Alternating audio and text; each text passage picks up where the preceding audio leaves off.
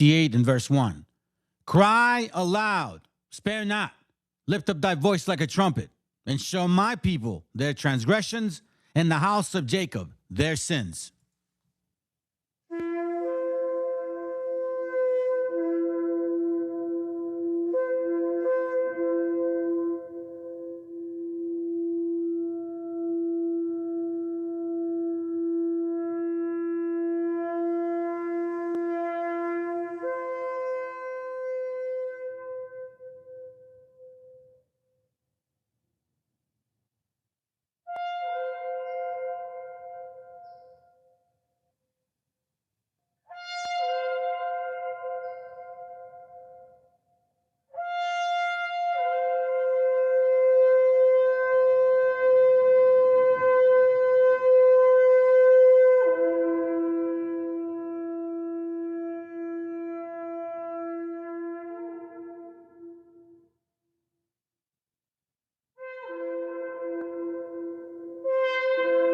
Copyright disclaimer. This content does not belong to Bible Chronicles or claim this intellectual property. The content provided today has and always will belong to the content owner. Bible Chronicles does not have any affiliation with the owner of this property. As mentioned, Bible Chronicles did not intend to make use of any material for the purpose of harvesting gain. However, Title 17 of United States copyright law states material in use can only be done when it's for theological or general educational purposes, and thus Bible Chronicles believes that this principal material falls under fair use, which honors protection under Section 107 of the same U.S. copyright law. Si preguntan quién soy, qué llevo a dónde voy, de Tierra Santa. Soy de donde nací, donde voy a morir, mi Tierra Santa.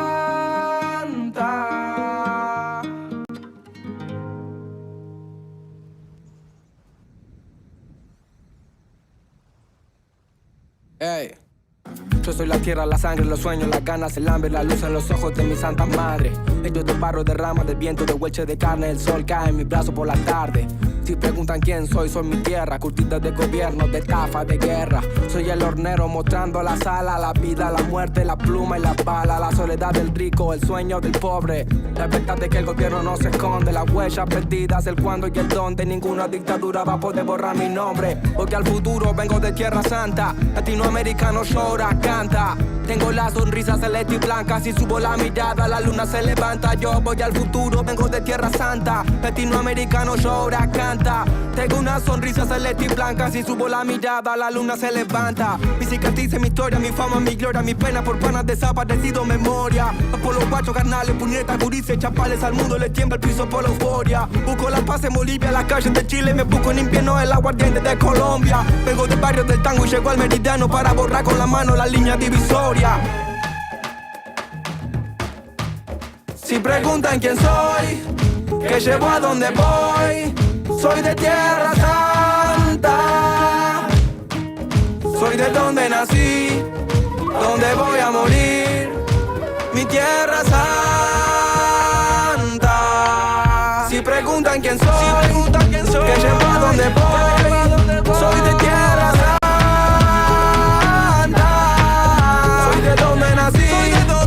Donde voy a morir, mi Tierra Santa.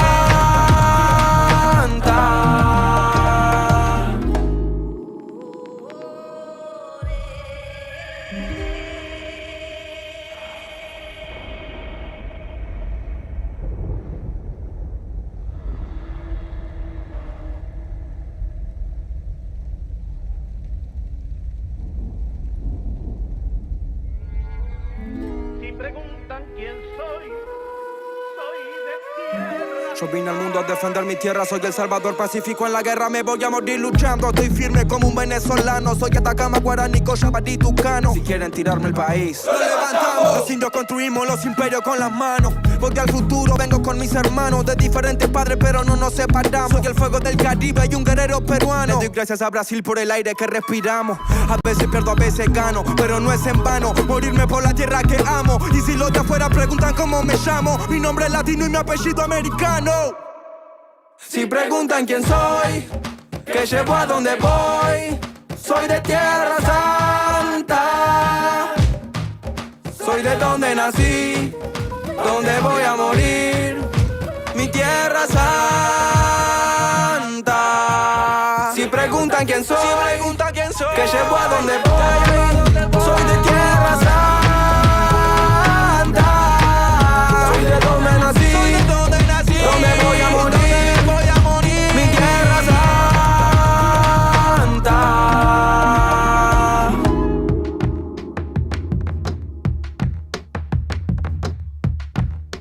Mis cicatrices, mi historia, mi fama, mi gloria, mi pena por panas desaparecidos, memoria.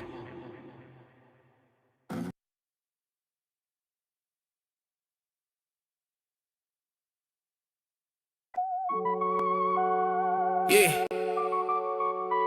Nos llaman indios. Yeah.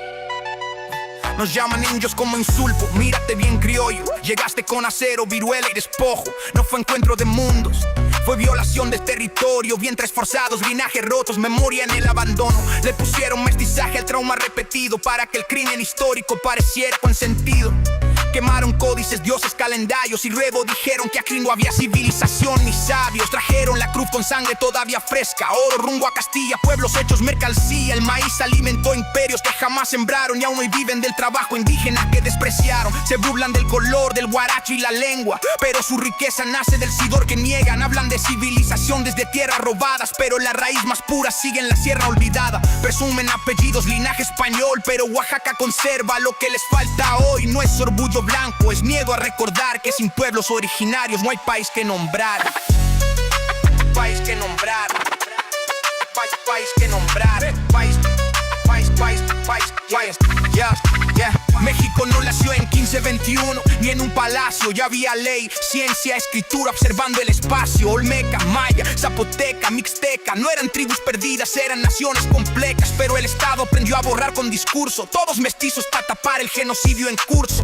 Te enseñaron a odiar tu piel y tu acento, a reírte del abuelo para encajar en el centro. Te dijeron, si vives en ciudad ya no eres indígena, como si el concreto borrara la sangre que sigue viva. Mestizo no significa ablesia ni negación, significa herida viva sin reparación. Se llaman blancos en un país de maíz, aspiran a Europa mientras niegan su raíz. Hablan de pureza con la boca manchada, pero la continuidad genética vive en la comunidad marginada. No es atraso defender la tierra y el agua, atraso es repetir el mito que la élite propaga. La élite propaga. La élite propaga. La élite. El agua siguen vivos aunque los borren del mapa. Purépechas resisten aunque el Estado les ataca. Potunarcas o comires más aguas de piel, aunque los llamen invasores en su propio Edén. Rara morir corriendo mientras les quitan la sierra. Yaquis masacrados por defender la tierra. Que soxiles, celdanes, choles y soques, criminalizados por no vender sus montes. Mixas y tripis perseguidos por existir. Guerrero y Chiapas sangrando sin fin. Y limpieza sistemática, sin cámaras ni ruido. Primero matan la lengua, luego al individuo. Escuelas que castigan hablar la raíz. Medios que pintan al indígena como gris. Indígena pobre, sospechoso automático. Así funciona el racismo estructural y mediático. Le roban el nombre, el río y la historia, y luego exigen silencio, olviden memoria selectoria.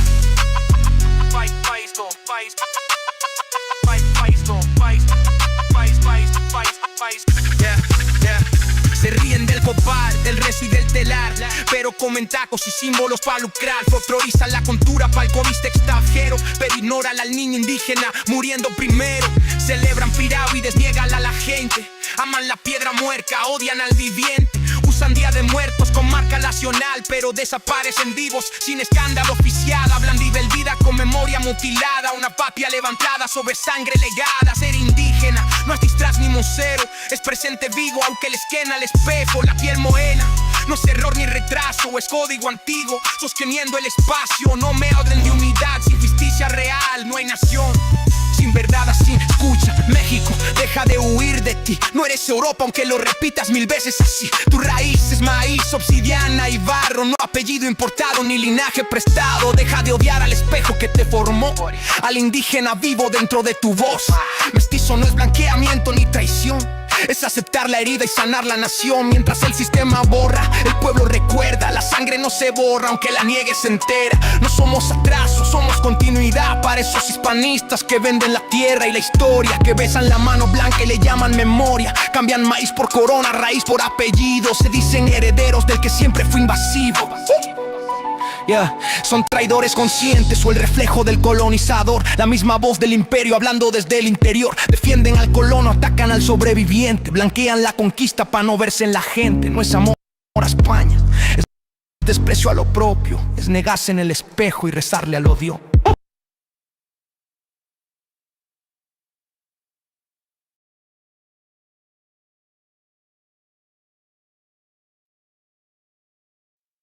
Viene a decirnos con mucha firmeza y gran convencimiento lo mismo que nos decía en el siglo XVIII el barón de Holbach, ¿no? Un filósofo francés de origen alemán.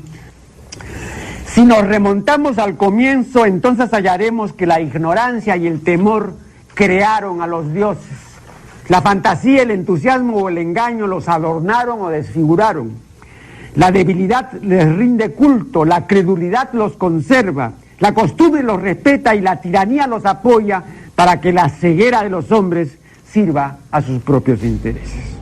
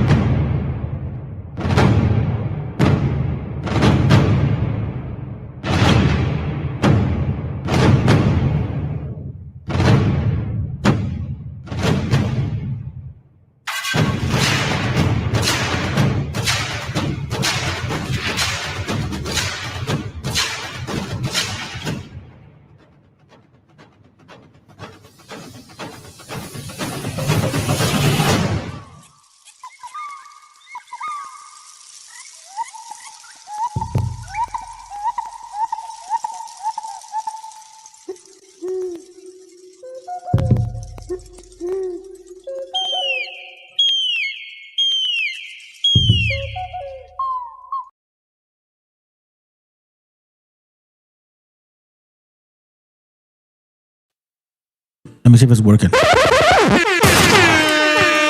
right, I do see the bars. Okie dokie. All right, hold on a second. All right, what up, fam? Saludos, shalom. Saludos. Buenas noches, buenos días, buenas tardes for you that are far. Let me see what's up real quick.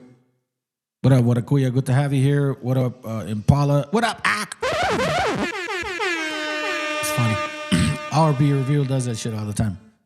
All right, check this out. I think it's fair to say, man, that the kingdom of these people is falling apart. If you're not aware of it, it really is. If you're thinking and hoping that so-called inflation, right, that's what they call it, is going to change, it's not. If you think gas is going to come back down, it ain't.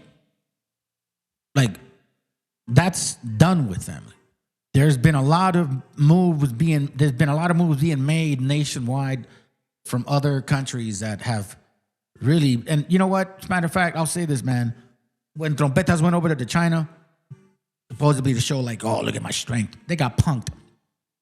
They got punked big time. If you listen to what that Xi Jinping, right, or Xi Jinping, I think that's how you say it.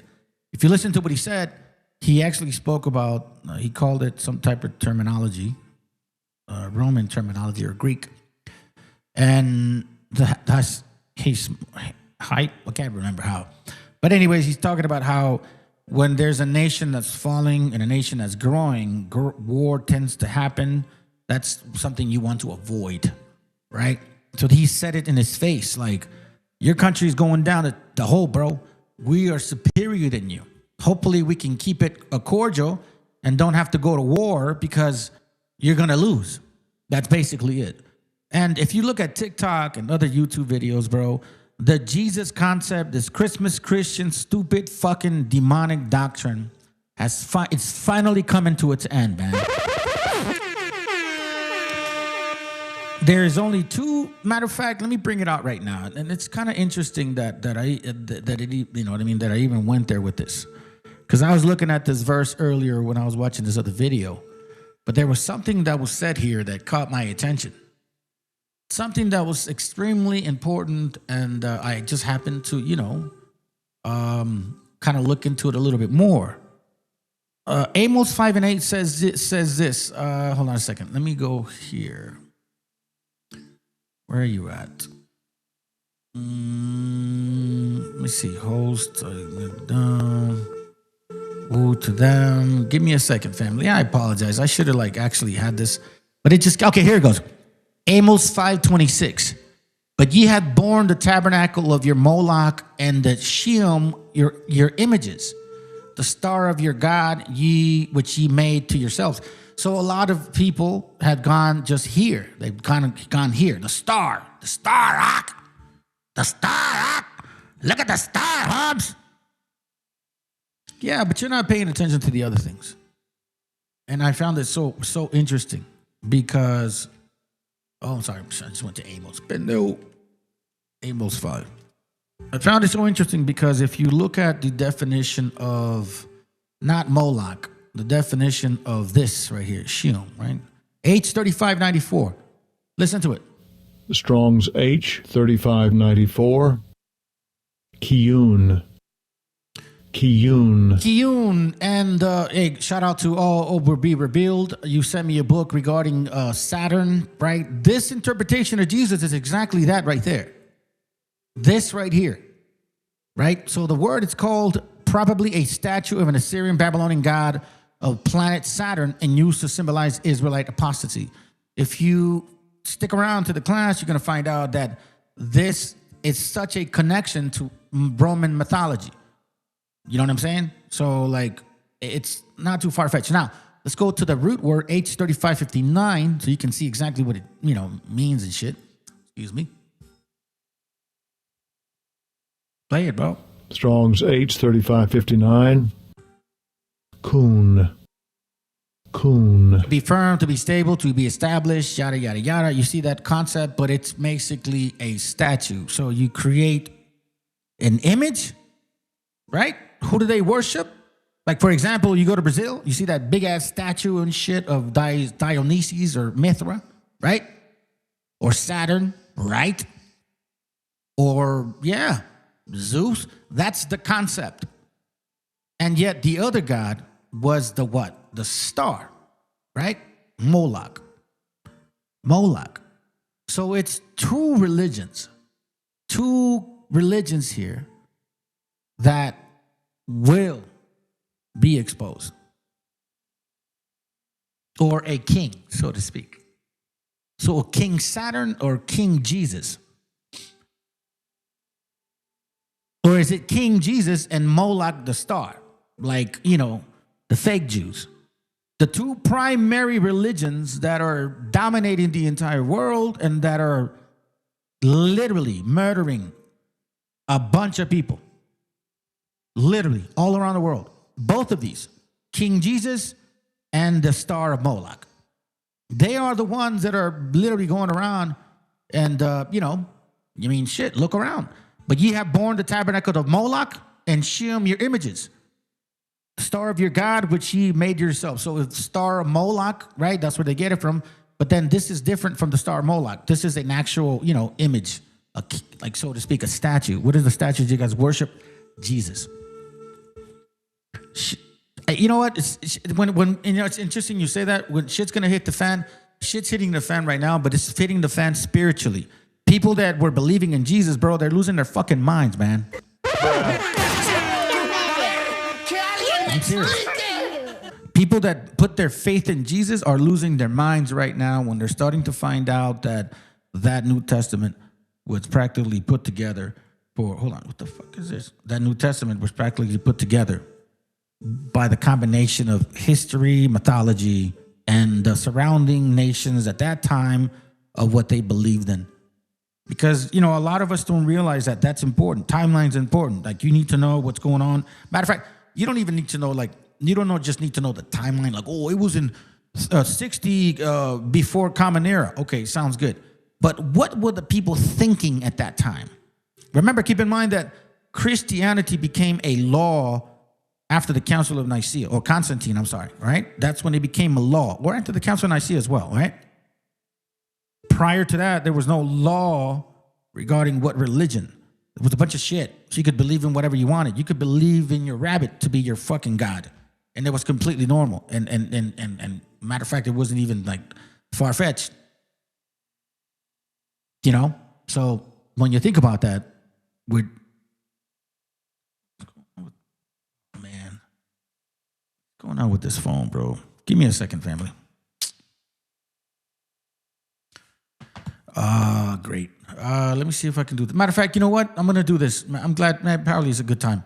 So the reason I brought this up is because just as their country is being torn apart, it's being torn apart because their spirit is being torn apart.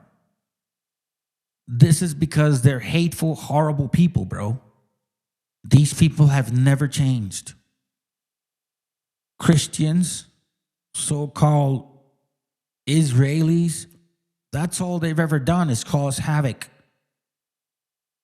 I've showed in my channel that this has been going on since 1492.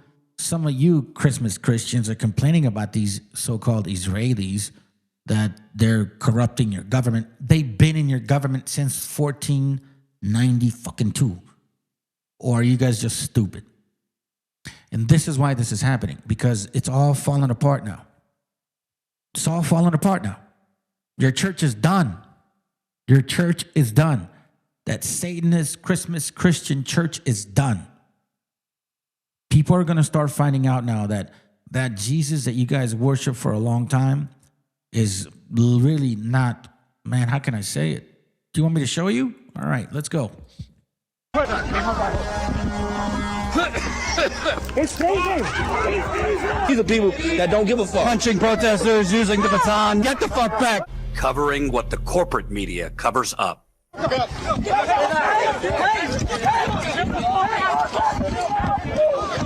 right, here we go.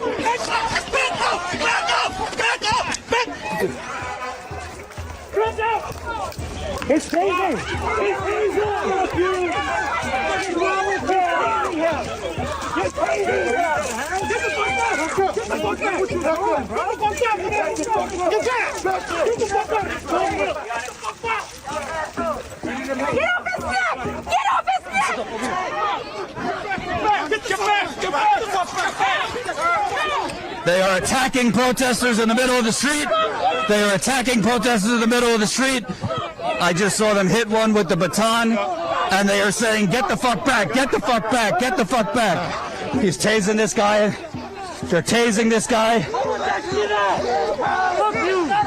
You have 1, 2, 3, 4, 5, 6, 7, 8, 9, 10, 11 batons, pepper spray, and they just tased him. Fuck eyes! Fuck eyes! Fuck eyes! Fuck eyes! Fuck eyes! They're picking him up. Hey, we're journalists! Stop pointing at them! So that ice goon just threatened John and me. Watch your back!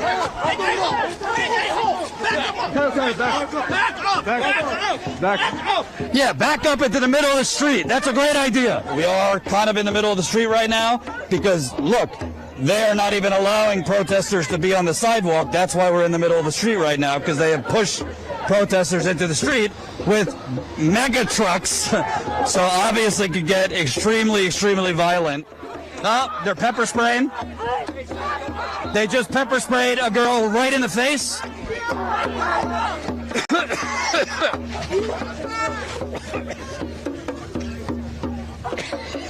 They've sprayed us twice. They're spraying it in people's eyes. They're laughing at them. They're causing pain. And I mean, they're getting paid to do this. This ICE agent here is saying, let's be peaceful, as he's holding pepper.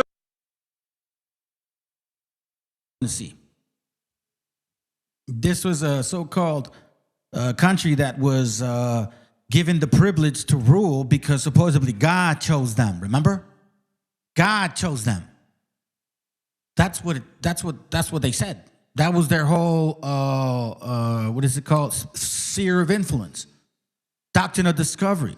Papal bull. They said their religion, their God gave them the authority to rule over everybody. Supposedly to convert people into Christianity. Now that you got people believing in Christianity, which a lot of these so-called quote unquote illegal immigrants, a lot of them believe in Christianity. So you convert them to then now treat them like shit, like it happened in 14. Has that ever changed? But see, this is why it's important to see their destruction, their demise, because your faith is the first thing that started falling apart. Everything about you has been fake. Everything. It's funny to me, bro. It's so funny to me because now y'all don't want to be you no more. Now you're saying Atlantis. Atlantis was Atlantis. Or like you guys are Atlanteans. Or you're Hebrews now. Or, well, you know, we're Native Americans. We were never white. Oh, no, the Vikings were here before too. Y'all don't even know what the fuck to be no more. Once you started finding out that Jesus is a bunch of shit, then you realize now, holy, what are you going to believe in? For all of you guys that are in sobriety or were, that you put your faith in Jesus and now you're finding out that that shit is fake, now you're destroyed. Now you're destroyed. You never gave true honor to the Creator, to the Most High. Some people call him Yahweh. I call him Yahoo. Okay? I don't want to argue about that. I think that's irrelevant. We're going to find out what the name will be eventually. But I never prayed to that. Ever. Now, I don't remember one time since I was a child. Did I believe in the New Testament? Of course I did. I grew up in that. And then I'm going into camps and, 12 tribe chart shit. And, they preach the same thing, but they give you a black one. No different. It's funny because the Old Testament was about the Most High God and the Hebrews. That's it. And that he was going to send somebody, right, to redeem them, basically, or, to help them. But all of a sudden, the New Testament, instead of being a revengeful spirit, now he became a peaceable spirit. Turn your other cheek, buddy, while you're clapping your cheeks. This is why when you guys believe in the Virgin Mary, after so much documentation that I shared with y'all, and you still pray to that fucking animal, I can't help you. And I know that when you hear these words, it bothers your spirit. You can't handle it because that was my Jesus. That was a picture you saw. That was a cross. That was a Virgin Mary. That was all of those things. And you as an adult can't embrace the fact that somebody fucking lied to you. That's the problem. That we can't embrace the fact that somebody might have lied to us. When you want to know something, that's okay. They lied to us. They lied to us, though. They didn't just lie to you. They didn't just lie to me. They didn't just lie to Guaracuya or Impala or Eastside. They lied to us. That's why when I bring up some scriptures, you're going to see God is with us. That's important, heavy. Their demise, destruction. Look, listen, you guys think that it was governmental destruction. It's not about government. That's why I think they're emphasizing church and state now. Now they want to rub God into their government, because before their government ruled, they didn't even know God. But then all of a sudden you start seeing the questioning of their God, and now they need to bring that God into people's minds and below. Oh, no, this is a Christian country. Because people don't believe anymore. The truth is coming out. That shit was made up. That shit was made up. You got me. You know what I mean? You got me. So now let's look a little deeper. Let's kind of look at some things, because I'm going to show you.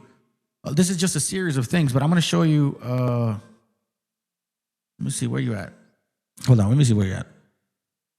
I think I'm going to show you this series tier 2. So don't get me wrong. Like, I'm not just focusing on this, but I want to emphasize the demise. It's not just the structure of government demise. It's the spirit of their mind. The scriptures talk about that. Isaiah talks about that. They're going to drink the cup. They're going to drink the cup of insecurity that we felt. The same shit that we felt. How come our families didn't progress? Why come we grow up with these mindsets, with these doubts and fears and shit? We're insecure. Nah, bro. That's all turning over them. They complain about other nations supposedly creating drugs, yet they are the ones consuming the drug themselves. Right. What do they say? Get on your knees to them to pray? Yeah. Oh, by the way, I said, what's up, bro? I didn't even say what's up, dude. My bad. And this is why, look, it's a combination of them. I tell you, family, I've been bringing this out for a while now. There was a combination of white folks and black folk because they both believe in this Christian doctrine bullshit. You know what I mean? No matter, even if you go BHI shit, they believe in Jesus because their Jesus got to be black. You know what I'm saying? But they both believe in a character that was made up by Krishna, Judaism, mythology of Rome, concepts of like Zoroastrianism, you know, that kind of shit. And then just random fucking pagan, traditions that just at that time, made sense. And then what do when you want to consolidate power? You create a religion. What is exactly going on right now? When you want to consolidate power because your government don't got no power, then guess what? You create religion. Let's learn about who these people are. Europeans doing that to other Europeans. So-called white people doing that to other so-called white people. The War of the Roses. Butchering each other for a crown, for the throne. The English occupation of Ireland. That happened centuries before they ever went to Africa or anywhere else. With the same logic of extraction and displacement and engineered famine, they perfected that on the Irish people, white people, so-called. White people being colonized by so-called white people. There's your Aryan brotherhood. So let's get clear. Let's get clear on what Europe actually was before the concept of whiteness was invented. Because it is a completely invented concept. For most of recorded European history, the overwhelming majority of Europeans lived in abysmal squalor. Absolutely abysmal squalor. You can't imagine the conditions. You would recognize it today as a... This is why, as a nation of our people, we can't let these fucking cracker barrels, bro, bring us down to their fucking state of mind because they love that shit. That's why they love Donald Trump. He's our king. You're going to hear from them. He's our king. That is in their nature. Fuck that shit, bro. You know what I'm saying? This is in their nature. Extreme poverty, if it even exists anywhere today. I'm talking about a level of destitution that's difficult to comprehend from a modern point of view, from a modern vantage point. Medieval European peasants, and peasants was most of them, the vast majority, about 4 out of every 5 people was a peasant. They lived in a one-room hut. Dirt floors. They shared it with their livestock. Literally, their animals slept in the same space that they slept in for warmth, sleeping with your goats and sleeping with your pigs. That's your history. The average life expectancy at birth was in the mid-30s. Half of all children died before the age of 5. 1 in 5 women died in childbirth. Famine was absolutely common. It was routine. The Great Famine of the early 14th century killed 10 to 15% of all of Europe's entire population. Then the Black Death came. The bubonic plague. And that took out another third, or some say up to a half of the population of Europe. This are the conditions that they came from. So understand the real history of the people that we're talking about here. Okay? There was never in history some kind of block of so-called white unity or white fraternity. Nobody ever thought like that. Nobody had anything even remotely like that in their minds. And during all that time, by the way, the church, your church, they owned up to a third of all the land in Europe. The aristocracy owned almost everything else. And the peasants worked the land. They couldn't leave the land. They had to pay tithes to the church. They had to pay taxes to the feudal lord. They couldn't leave the land. They couldn't even get married without permission. They were literally legally bound to the soil, not metaphorically, legally. So they want to go back to that. They want to be serfs again.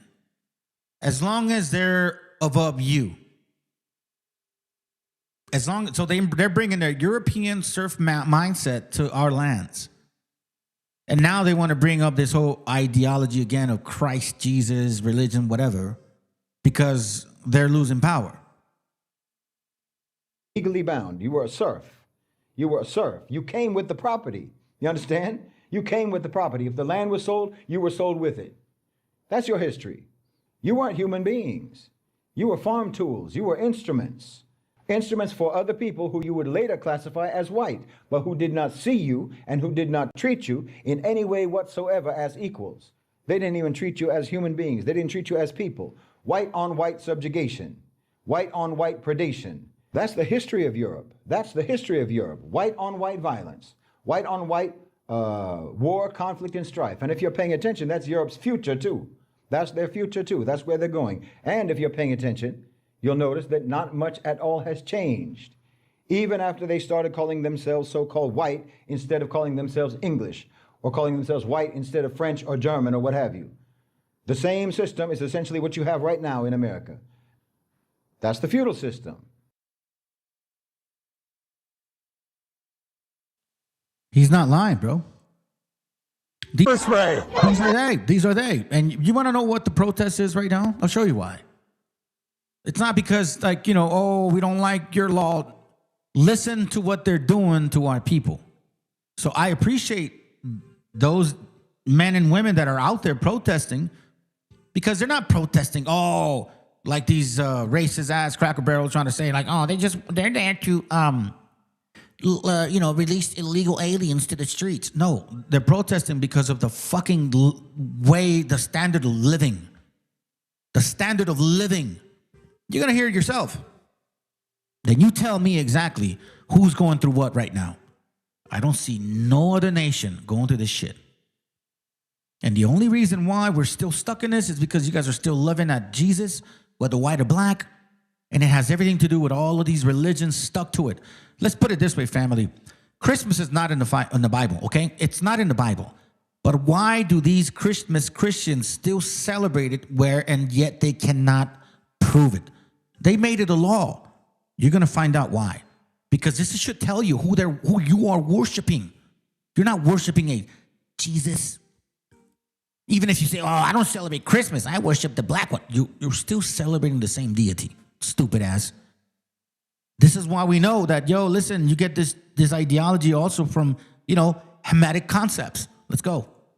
With gas fumes in their cells. You found out that they were serving what in the food? Worms. They served live worms. All human beings are entitled to human rights, and this is not it. They sleep with gas fumes in their cells. You found out that they were serving what in the food? Worms. They served live worms. So let me hear this out, Christmas Christians. You guys are saying like, oh, I go to church every single day, and I'm glad Donald Trump put them illegals in the jails. Oh, well, they don't have the right like we do, us U.S. American citizens. Hey, what does Sonny call you? American homo? Are you happy about this? You still down for your trompetas? How those donations coming from YouTube, man? You loving that shit? You sold yourself out that much, huh? Punk ass. All human beings are entitled to human rights, and this is not it. Covering what the corporate media covers up. Breaking news, hundreds of prisoners inside Delaney Hall ICE prison behind me in Newark, New Jersey have launched a hunger and labor strike. They were only getting paid about $1.50 a day for their labor over the torture, both physical and psychological, they've been experiencing. They're demanding their freedom. The majority of inmates in here do not have any criminal record or even allegations against them. I spoke with one wife of an inmate inside who has lost 30 pounds in just 4 months, Gabrielle Soto, who is pregnant with their soon-to-be third child. So they're doing a hunger strike and a labor strike. None of them are working. They get paid $1.50 for a 12-hour shift. But none of them are working. None of them are eating. Breakfast was at 4 in the morning and nobody went down. We're talking about hundreds of prisoners. Hundreds of prisoners. There are Unit 2A, 2B, Unit 3, Unit 4, Unit 5A, and 5B. Women's Unit, Unit 1. Everybody is joining the strike. And could you show us that sign of your husband and kids? So that's your husband, Martin Soto, He is a father of 2 and soon to be 3, if you don't mind me showing. Yes. You're pregnant? There's people who have legal permanent resident status who've been in here for 6 weeks before they let them out. There's people who are married to U.S. citizens who are in the process of getting their green card, who are taken during their USCIS interviews. And so and we know that they have a path to legal residency. So why are we locking them up? Right. It's just a complete waste. What they're trying to do, and they've been very, very blatant about it, is they're trying to get as many black and brown people to sign voluntary departure and leave the country. He's been in there for several months and lost how much weight? 30 pounds. And as recently as this week, you found out that they were serving what in the food? Worms. They served live worms. Worms were crawling through their trays. All of them pushed the plates, pushed the trays away, and they were wanting to stand up to the guards, but one of them, the guards told them, sit down. That guy, that prisoner, that detainee, he was trying to stand up to him, saying, we're not animals. We're not animals. You can't feed us these things. And he said, do you want to go into solitary confinement? We want the governor to come so that they can do something about this.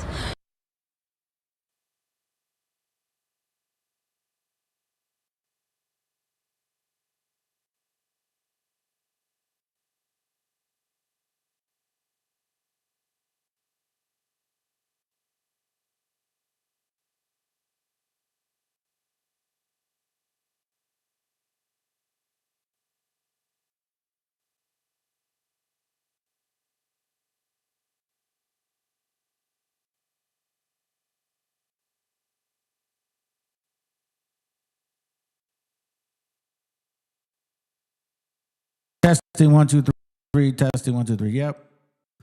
Keep an eye out on that, family. I guess people are fucking around with it again. They somehow get muted, and I never muted myself. Anyways, let's listen into this guy. Says they want a king. They want a king. But you can't argue with it. Donald Trump is the undisputed king of the Republican Party. No kings? Sorry, the Republican Party's got one. President Trump is 8 out of 8 in Senate endorsements, including Ken Paxton. This closeted butt wipe over here is Benny Johnson. And if you Party. No kings? Sorry, the Republican Party's got one. So it's their mentality. It's just the way they are built. They've been glorified to believe that they're such a great nation of people that they really like swallowed their own fucking nutsack. You know what I mean?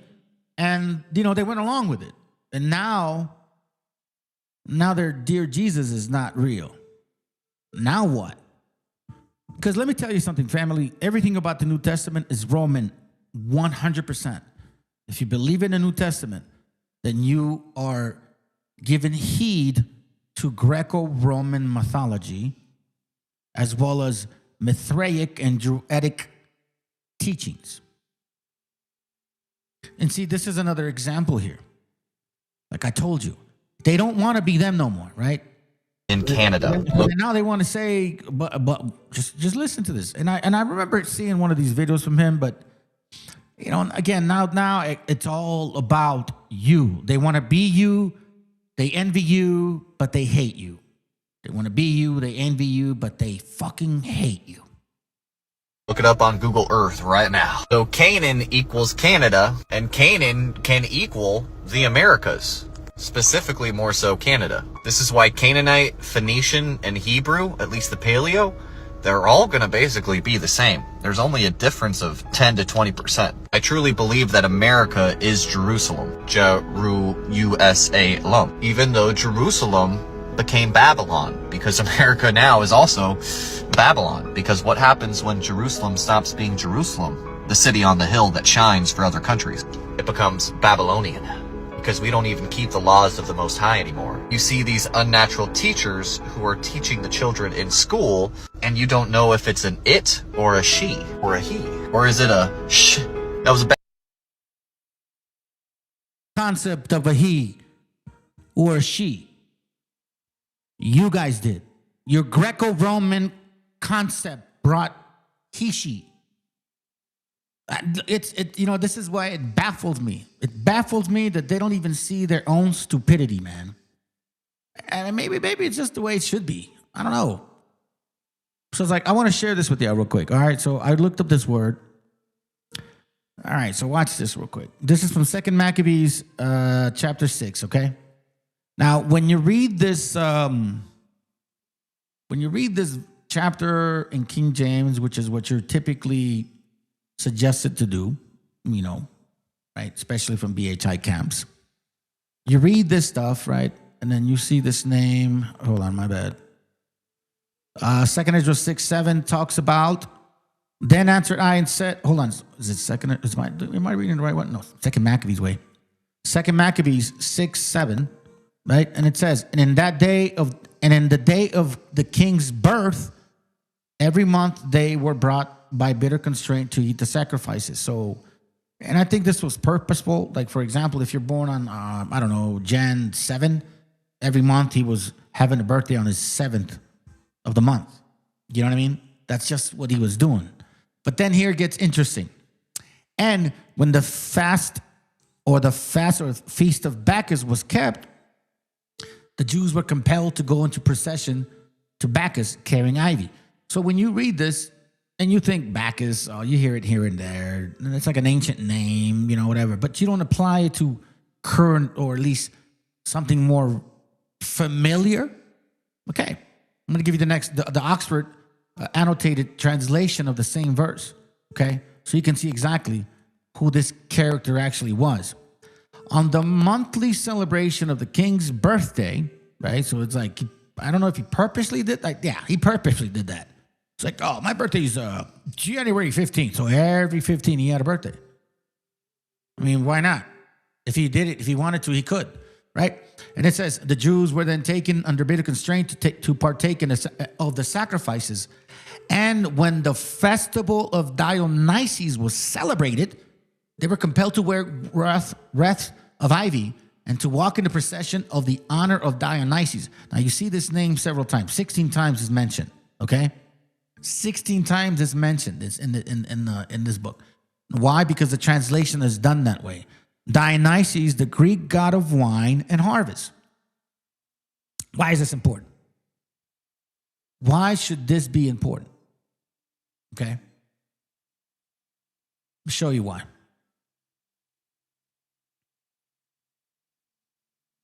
Dionysus, born of a virgin on December 25th. Why do Christmas Christians celebrate December 25th? It's not in the Bible. See, they're telling you, but they're not telling you. Or they're not telling you, but they're kind of telling you.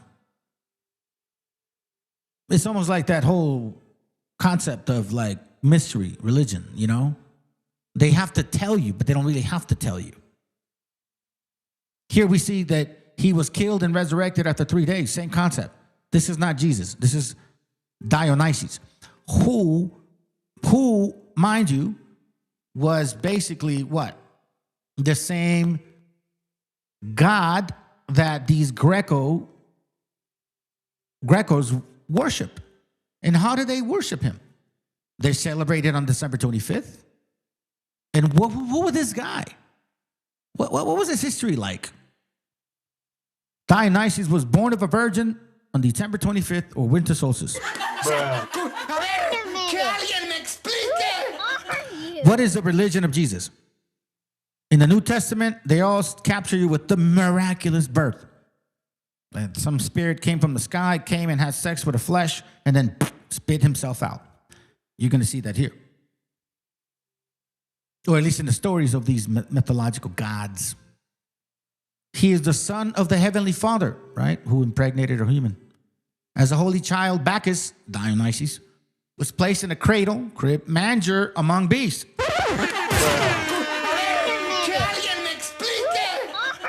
Manger. Let me show you something. And you should not be offended. As a matter of fact, you should be upset. You should be fucking mad at this shit, man. Because I believe that a lot of you brothers and sisters went in this with a good heart, with a good mind. Like you really want to change. You really want to believe, like you love God, you know, all these. But this is what was given to us. Luke 2:7. And she brought forth her first son and wrapped him in a swaddling cloth and laid him in a manger because there was no room for them in the inn. But keep this in mind. Let me go back a little bit. Mark was the first gospel written before or printed before Matthew and Luke. And Mark never talks about this whole concept of, born shit. No miracle, nothing whatsoever, by the way. It just goes straight to the, that he's like 33 years old and shit. Seriously, look it up, specifically the Syriac text, because you'll find out that in the Syriac text, Mark 1 through 11 is missing. So this manger, right, born, made in the manger with, like nacimiento, you see the nacimiento, nativity? What do they got? He's in a manger and there's like fucking donkeys and sheep and goats and like all kinds of pigs, you know what I mean? They even have pigs in there. That's that Christmas Christian concept. You are worshiping Dionysus.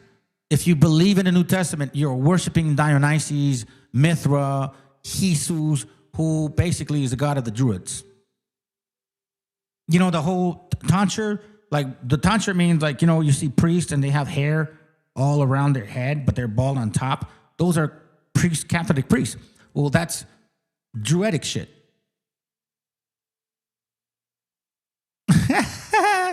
You can't grab the poisonous snake. Then it says your Dionysus was a traveling teacher who performed miracles. You see that? Dionysus was a traveling teacher who performed miracles. Who performed miracles? You know what's so funny? Because I think I can even find this combination of words in the Bible. Oh no, I can't. But you look it up. Who performed miracles? But you know what's funny though? You know what's funny? You know who else performed miracles? Let me show you who else performed miracles. This is from a book called Annals and History of Tacitus, who was an actual philosopher, poet, historian of that time, who basically wrote about Vespasian.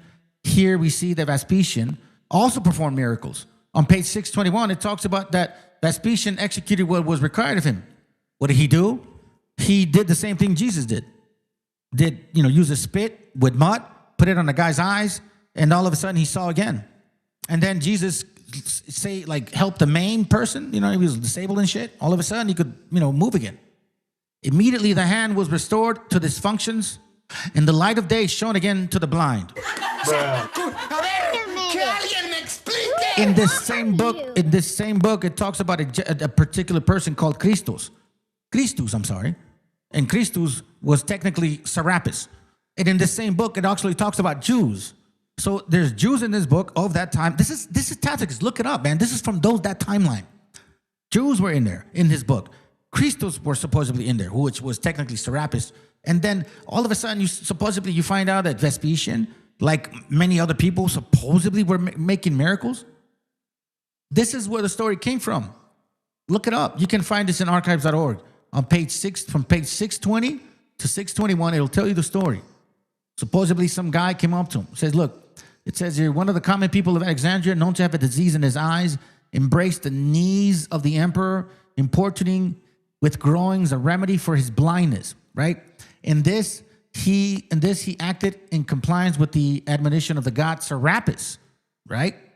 Whom that nation devoted to superstition, honors above all other gods.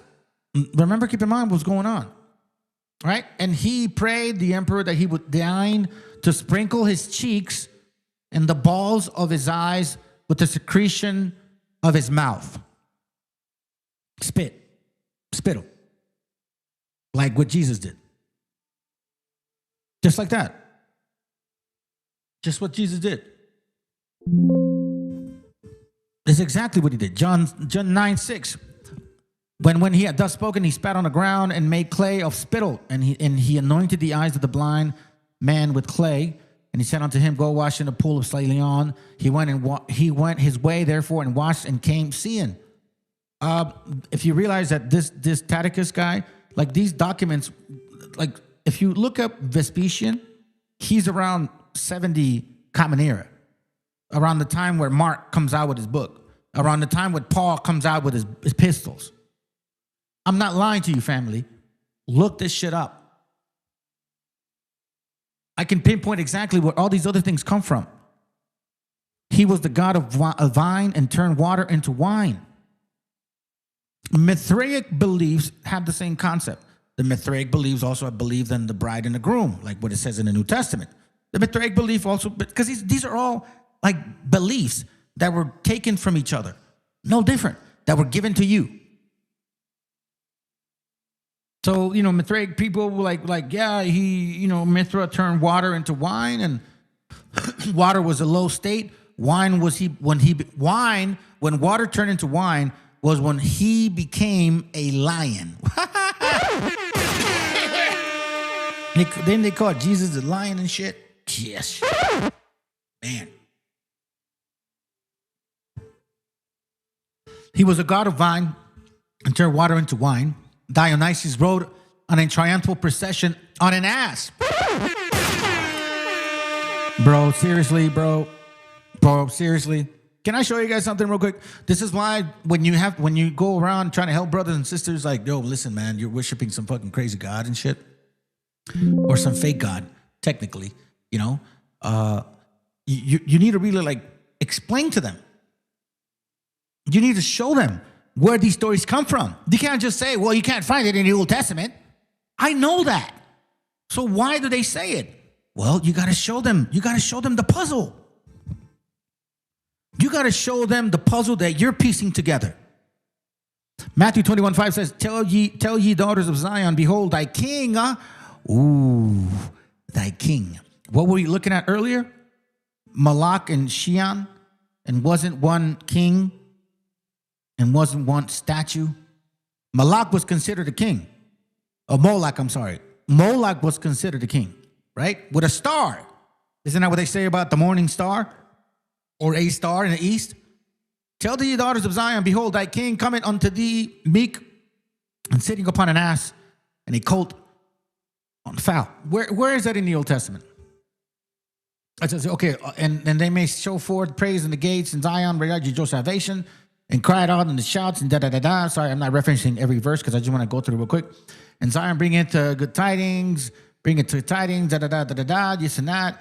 Like, none of these verses that supposedly should be like a, let's say a cross-referencing, so to speak, none of them even have anything to do with that. You see? So then now I showed you. Where did this come from? Now you know where it came from. How come they can't precept it? Because it didn't come from the Old Testament. It came from these religions. He was a sacred king killed and eaten. Oh, whew. He was a sacred king killed and eaten. Here is my bread. Here's my body. He breaks the bread, and here's my body. Then he says, here's the wine, here's my blood. In a Eucharist ritual for fecundity and purification. I don't even know what that means. Fecundity? What does that mean? Sorry, fam, I'm curious. The ability to produce an abundance of offspring and new growth, fertility. Oh, okay. Interesting. Oh, I mean, hey, yo, it's like when they asked them to, did I lose it? Oh, don't tell me I lost it. Did I lose it? Hold on, fam, my bad.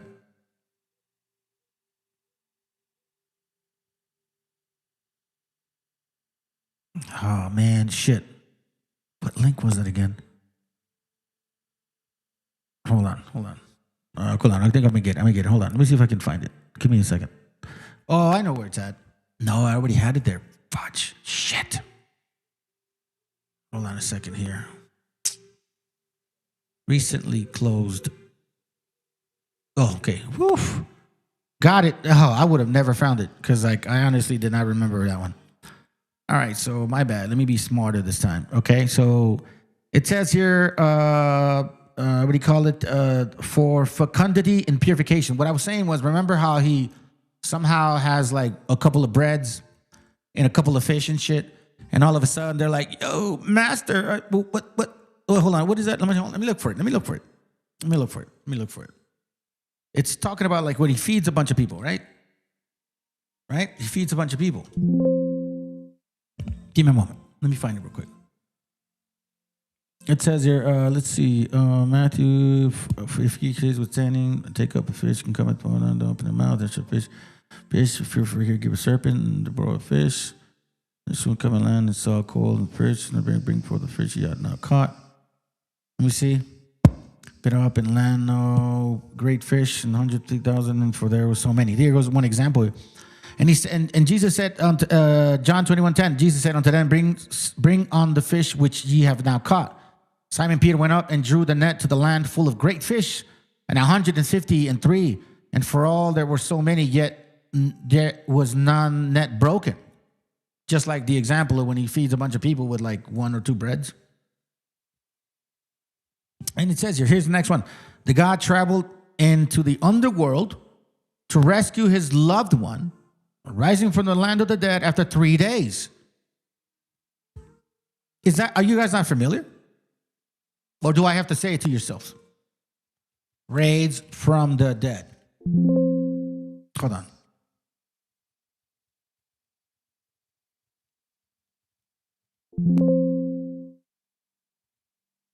Wow, bro, hurry up. Forgive me, family. I'm kind of freestyling on this one.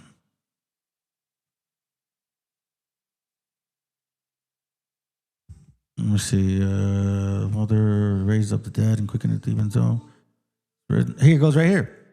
Luke 26:46, and said unto them, thus it is written, and thus it behooved Christ to suffer and rise from the dead on the 3rd day. Now, where is that precept in the Old Testament? Oh, this one?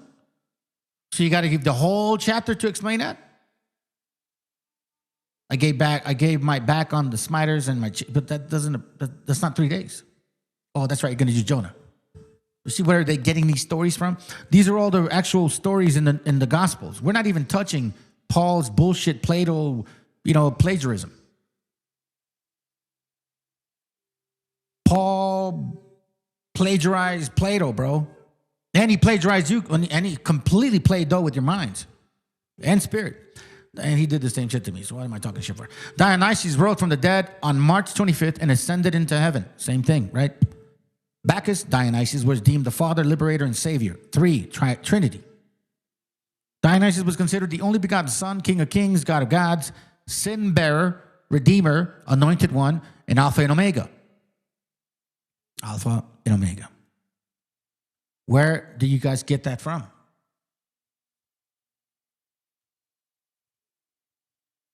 Let me see. Now, let me ask you a question. Why the hell would why would this even be in there? The Alpha and Omega? Where's the precept to that in the Old Testament? Like Alpha and Omega? He said it that way. So now you understand where these things come from. He was identified with the lamb, I'm sorry. His sacrificial title of dendrites, or young man of the tree, indicates he was hung on a tree and crucified. You see this right here? So come on, man. Seriously? You're still going to believe in Jesus? And you're still going to believe in the Virgin Mary? I mean, let's be honest, family. We're all kind of like touching it like, oh, don't believe in white Jesus. Don't believe in black Jesus. Don't believe in the Virgin Mary. But then believe in the New Testament? Because the real Messiah hasn't been... No. We're literally there already. We've been saying don't believe in the New Testament, period. Because we've been saying don't believe in white or black Jesus. Don't believe in the Virgin Mary. That's the New Testament. And now we're seeing where all of these parables or history of this Jesus comes from. Early Christian art is rich with Dionysic associations, whether in boisterous representation of agape feastings, in the miracle of water into wine at Cana, in wine and vine motifs alluding to the Eucharist, and most markedly in the use of Dionysiac facial traits for the representation of Jesus Christ. So the representation of Dionysius is the Jesus that you guys look on every single day and worship. Every single time. Oh, but we don't believe in that Jesus, the Messiah is black, We came to teach command. No, bro, it's the same shit. It's just dressed up a little different. It's just dressed up a little different. Like, you really are not, if you're not getting it, then I don't know. It's just repetitive religion. Constant. Non-stop.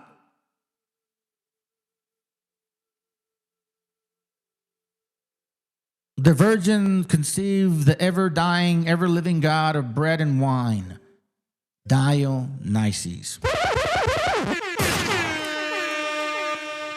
Hey, Shalom says, it's good to have you here. I know, Slay, where you're at. Glad you jumped in. In another account, Jupiter Zeus gives Dionysus torn up heart in the drink of Semele, who becomes pregnant with a twice-born god with the God hit this way. Again, a miraculous virgin birth. Indeed, Joseph Campbell explicitly calls Semele a virgin. You see?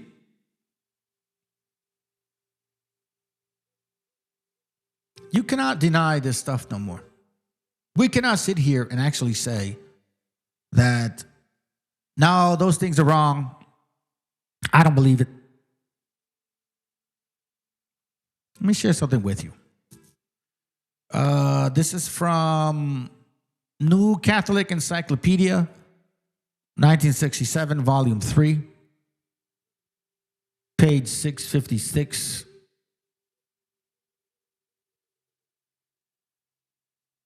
Watch what it says here. They say it themselves, okay? It says here, the feast is first mentioned in the head of the Depositio Maritium in the Roman chronograph of 354, Valentini Succetti, Vatican City, 1942. Since the Depositio was composed in 336, Christmas in Rome can be dated back that far at least. It is not found, however, in the list of feasts given by the Tortolinian, de Bautismo 19, or even an origin, okay? The Contra Celsum. The date. Inexplicably, though, it seems the date of Christ's birth is unknown. The Gospels indicate neither the day nor the month, although Luke 2:1-3 sets the nativity in historical perspective. A year cannot be determined with exactitude. And it says modern scholarships favor the period of between 8 to 6 Common Era, the before Common Era, the nativity of Christ. Why then were December 25th and January 6th chosen for the celebration of the Lord's birth? Several theories are offered in explanation. So for you guys, you Christmas Christians that still celebrate January 6th, think like, oh, this is el Día de los Reyes. No, you're celebrating Egyptian shit. So you dumb Mexicans that are celebrating January 6th, you're celebrating Egyptian shit. Seriously. You're celebrating Roman and Egyptian mythology. If you want to just go at least that far back.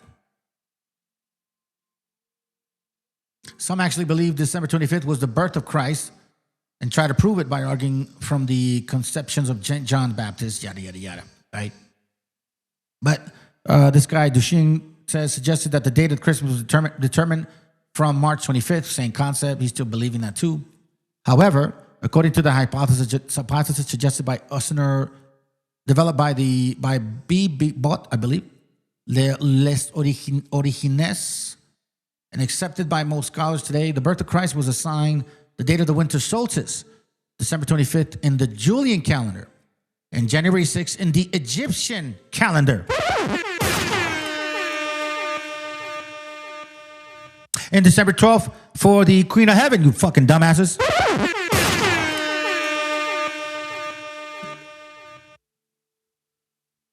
Seriously, man. Sorry if I offended you. But it's because of what you're doing that this shit is still going on. Because on this day, as the sun began its return to the northern skies, the pagan devotee of Mithra celebrated the Dies Natalis Sol Invictus, birth of the invincible God, on December 26, 274. You guys are saying, oh, you ask every Christmas Christian, prove to me that that shit is in the Bible. They can't. So then why do you celebrate it? Because this is what you're doing. Because in reality, your lords, your kings, your creators of your religion, of the New Testament, have given you that. Because the New Testament is a European Roman invention. Do you understand that now? They had to create this religion family. That's what Esau wanted to do. If Esau wants to take over his birthright, what other way can he? Create a religion that worships him. Create a religion that completely ignores the creator and Jacob, his people, and make it about him, Jesus. Now, all of you guys basically, it's like, all of you guys are like so-and-so Christians. Like Michael Christian. You basically change your last name to Christian because that's your God, the invincible Son. On December 25th, the Aurelian had proclaimed the sun god, principal patron of the empire, and dedicated a temple to him in the Campus Martius. Christmas originated at the time when the cult of the sun was practically strong at Rome. You see that? I'm right here. Christmas originated at a time when the cult of the sun was particularly strong at Rome. You are celebrating a Roman god. You must love white folks that much. I mean, if that's the case, just say it. You know what I mean? Don't hide behind your faith. Just fucking say it. Just go gurgle their nutsacks. This theory finds support in some of the church's fathers contrasting the birth of Christ and the winter solstice. Indeed, from the beginning of the 3rd century, Son of Justice appears as a title of Christ. Son of Justice, not S-O-N, Son. Though the substitution of Christmas for the pagan festival cannot be proved with certainty, it remains the most plausible explanation for the dating of Christmas. Oh, shit. Hold on a second. Let me give you this one. Oh, that's gonna hurt! So then why all these? Where do all these, concepts come from? So this is why I'm telling you, fam. This is why they love the New Testament. Because they created it for this very same purpose.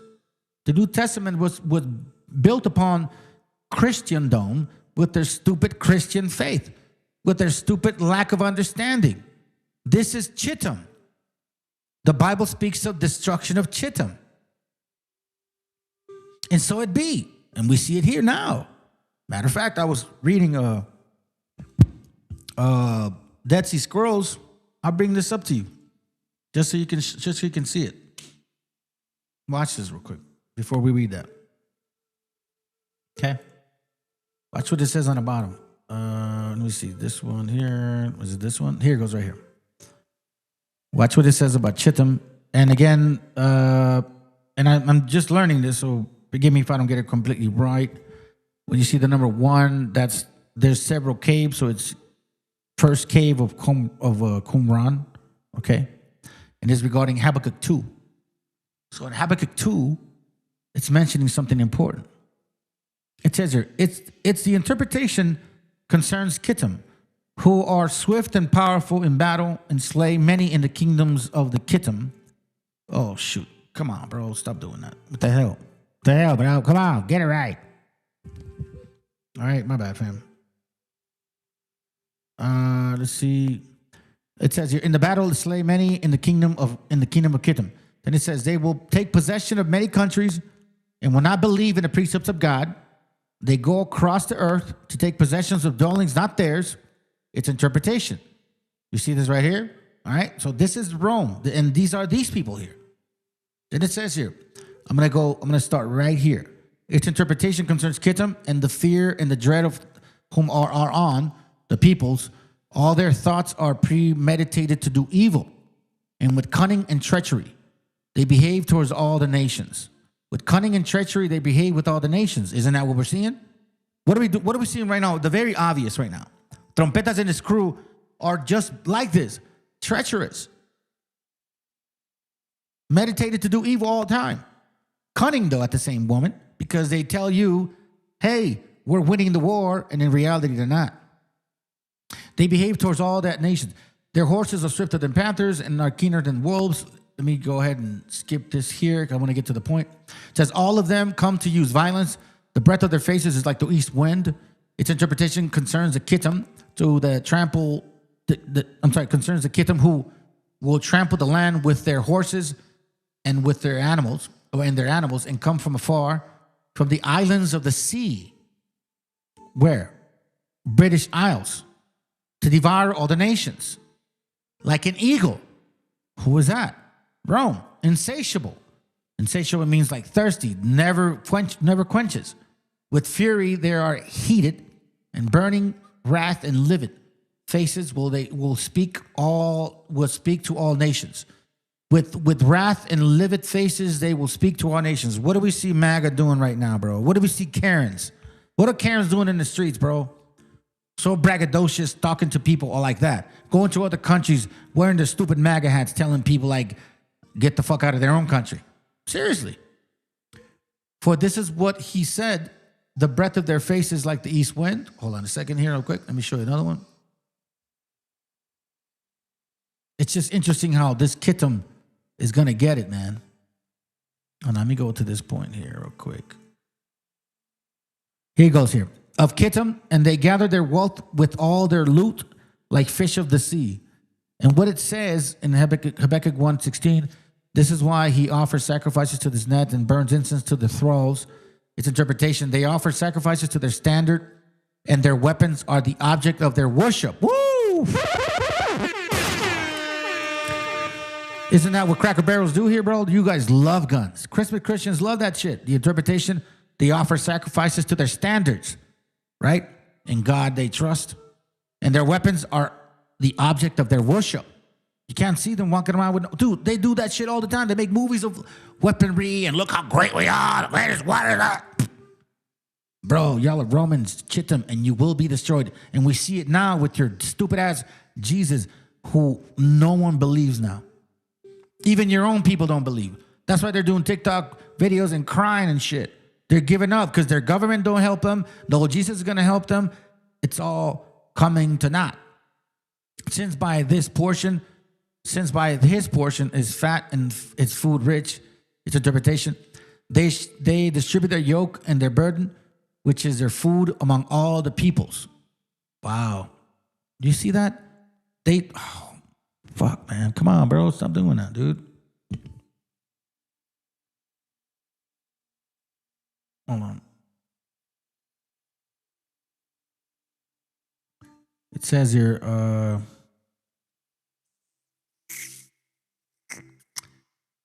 this sword, is this it? Oh, I'm sorry, family. I keep doing that shit. Hold on. Let me go here. Instant wrath. My faces will speak. Kittim, this is their sacrifices, interpretation. Okay, hold on. We left off right here. Let's see. So their weapons are the objects of worship. Let's see. Let me skip over here. For this, he continually unsheathes his sword to kill people without pity. His interpretation concerns Kittim, who will cause many to die by the edge of the sword. Damn it, bro. Come on, man. The hell? Youth, adults, and old people, women and children, not even the children at breast will they pity. Who did this in 1492? Let me see if this is the continuance of it. No, this isn't it. I thought I'd share that with y'all, man, because you want to know something? Their stuff is coming to naught, bro. I can see it. I can sense it. I can see it in all their people. Because we're finding out exactly where all their stupid-ass Christian reality came from. It's a combination of all of these things. Tertullian taught that the oneness of the Father and the Son required a oneness in substance that underlay the difference in persons in the Trinity. His corporal concepts, typed in with time and quantity, however, involved its explanation, insubordination, but his terminology regarding one person in two substance or nature, as well as the distinct of three persons in the substance of Trinity. So for all you stupid-ass Christmas Christians that want to criticize these Khazars because they use the Talmud, well, you're doing the same thing. You're not interpreting the Old Testament. You're trying to interpret the New Testament. And this is where you get these ideologies. You are no different than them. You guys are the same people. You just chose Christianity and they chose a star. The Roman type of adoptionism, what saw Christ raised into divinity in his baptism, was combated by the popes before 200. So there was a lot of argument between what should we believe? We saw this and we saw that. And you know what I mean? Because they were creating a religion, which they still are creating a religion. The Roman type of adoptionism that saw Christ raised to divinity in his baptism was combated by the popes before 200. And Callistus, with the condemnation of Sibelius, included a reputation of a modalism of Nuotus and Praxius in Asia Minor, who considered the three functions of the Father, Son, and the Spirit in the history of salvation as mere manifestations or modes of Godhead. You see? All Roman theologians, Roman people have been teaching you to believe in their God, Jesus. That's it. That's all they've been doing. Nothing more, nothing less. What the hell are you doing, bro? Nothing more, nothing less. That's all they've been doing. Homoousius, under the influence of the Neoplatist teaching on the divine emanations, Clement of Alexandria and Origen considered Christ in his cosmic function and tended to explain the Savior as the head of creation. See? These are theologists that had a lot to do to influence Christian doctrine. That's why you have a plethora of religions.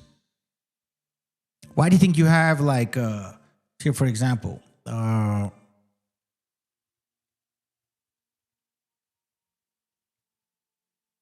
watch this real quick. Not that, fool. See if I can find it. Just quickly. Which one is it? Which one is it? Hold on. Is this it?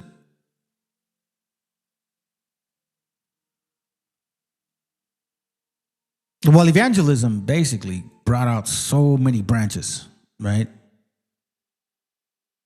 Evangelism brought out a lot of branches. And let me see if I can find the actual, just the concentrated evangelist religions. So we got the Mormons, the Protestants, the Episcopalians, the Baptists, the Jehovah's Witness, the Seventh-day Adventists. You know what I mean? Like that pretty much that line. That's where it's all like, you know, being practiced. All their founders,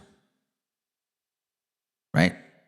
So here we start getting an idea that if you want to go back and read this, you can find out exactly how these verses were then interpreted and then put into what they call the Christian compendium. So then they can give you Ave Maria, Padre Nuestro, Pinche Rosario. All that shit is wicked as hell, family. You need to burn that New Testament. Seriously. You're not going to get condemned. I'm not lying to you. You're not going to get condemned.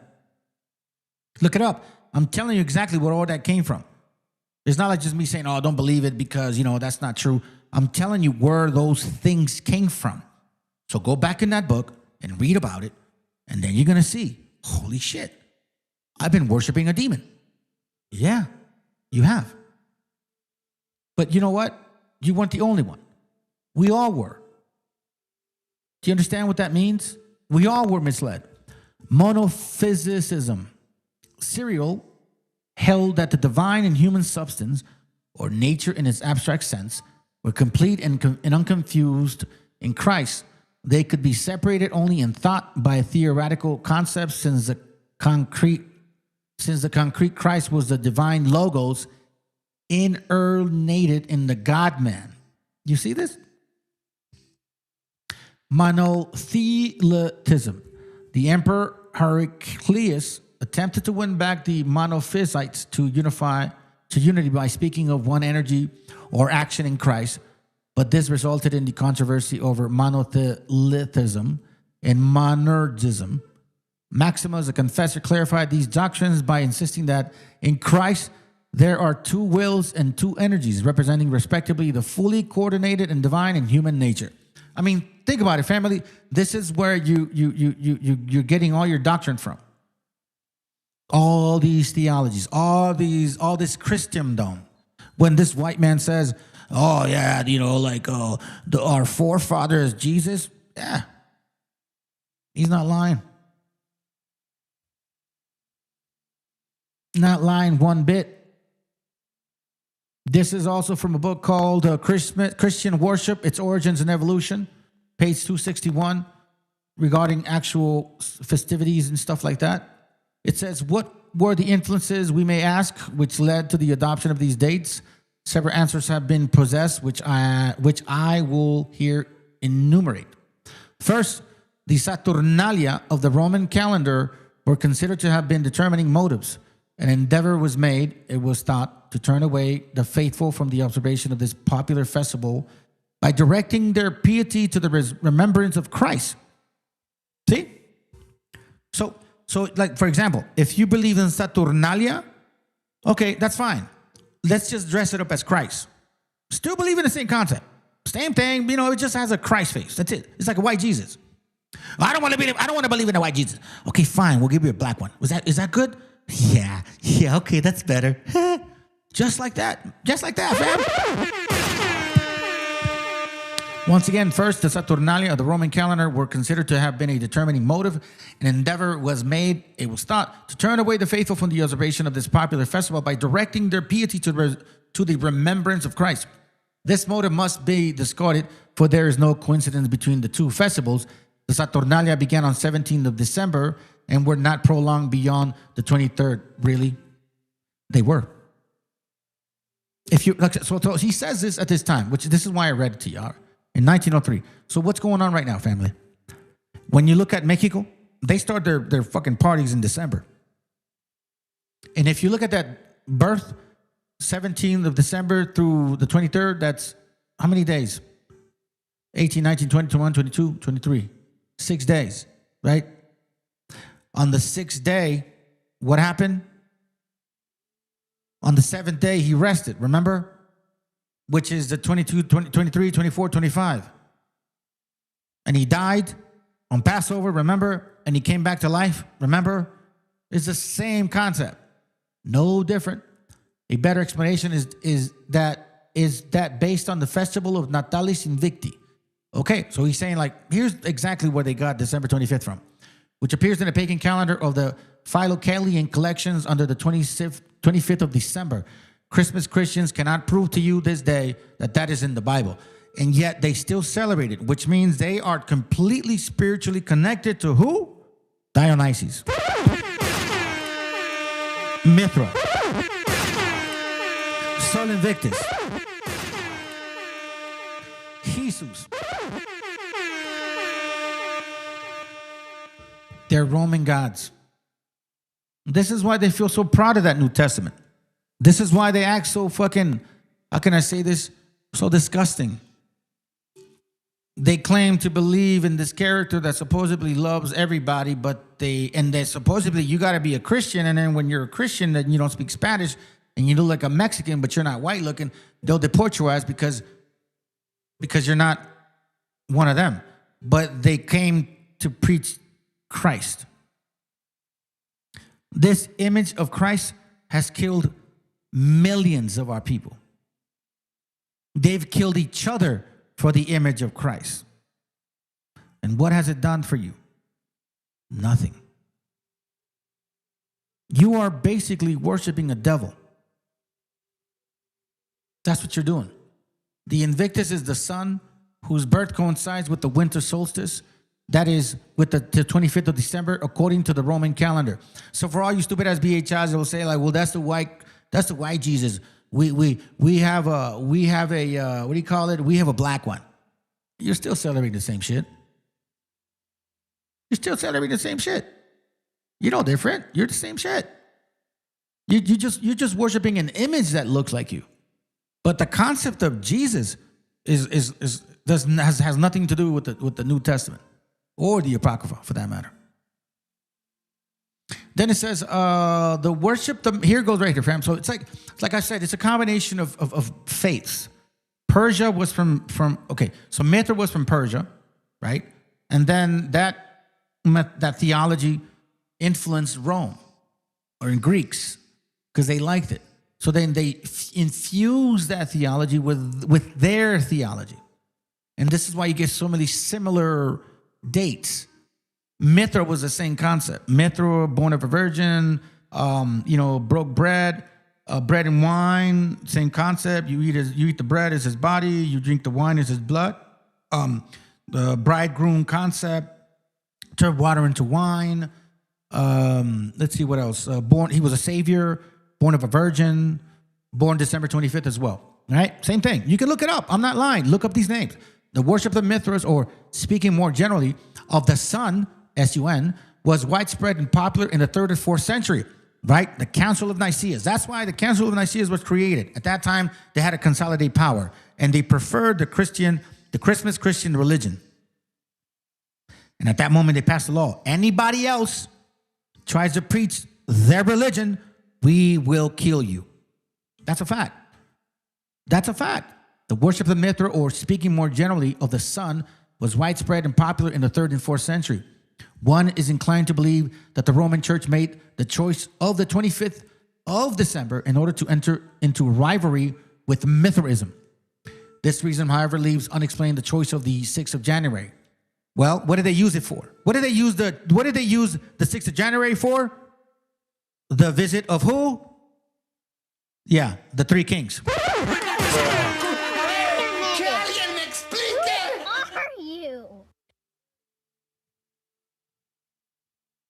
This reason, however, the following solution has the advantage of explaining both festivals at the same time. Here we go. The date of birth of Christ was fixed by taking a starting point that which was believed to be the day of his death. So March. The latter date cannot be determined with historical accuracy. The information given in the Gospels and furnished by tradition is insufficient to enable us to come to a definite conclusion or solution. Whatever. It doesn't matter. It doesn't matter. It's amazing that, we've come to this point this far, and we still haven't even touched this yet. Now, listen, as I was going through that volume 3, okay, all of a sudden, I found myself in volume 5. And quite frankly, it was because I saw it down here, okay? I was in volume 3, and I was looking for volume 4, but I happened to click on volume 5. So I click on volume 5, and guess where it puts me in? Oh, man, you're not going to believe it. It's going to put me right here. I didn't expect it.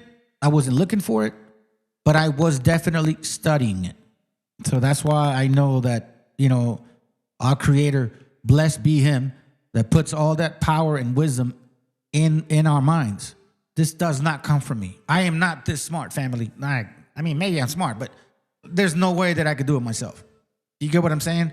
Like, if you just knew who I was, you would never even conclude that this even applies. If you saw me walking around, you'd be like, this brother don't know shit. I'm telling you, man. I'm telling you. Like your typical person, bro. Now, here's the point of what I'm trying to make. This is, again, coming from them. New Catholic Encyclopedia, 1967, volume 5. You got to get that year and that volume, or else you won't find it. Watch this real quick. The explanation of Emmanuel. Huh. Really? Yeah. It says here, a symbolic name found in Isaiah 7:14 and Isaiah 8:8 and Isaiah 8:10, meaning God with us, okay? It says here, St. Matthew interprets it in a messianic sense and applies it directly to Christ. Matthew 1:22. Although exegesis generally agree that Isaiah 7:14 is rightly understood to be the messianic text, they are not wholly in accord in explaining it. However, formerly, it was widely held that the sign promised to Ahaz, king of Judah, in this passage referred to the virgin birth of Christ, and that the sign question was a miracle in the strict sense of the word. More critical study of the problem however, indicates that such an interpretation of the context of the book of Isaiah is inaccurate. Remember, keep in mind that this is Catholics talking like this. The sign offered to Ahaz was intended to assist him to make a practical decision. An example, to put his trust in the Lord rather than into Assyria on the occasion of the Syro-Ephraimitic invasion. But the birth of a child 700 years later could hardly be expected to help him. Further, the fact that Christ was miraculously born of a virgin can hardly be used to prove anything to a skeptic. For this is something not open to human observation, but is rather an object of faith. Oh, shit.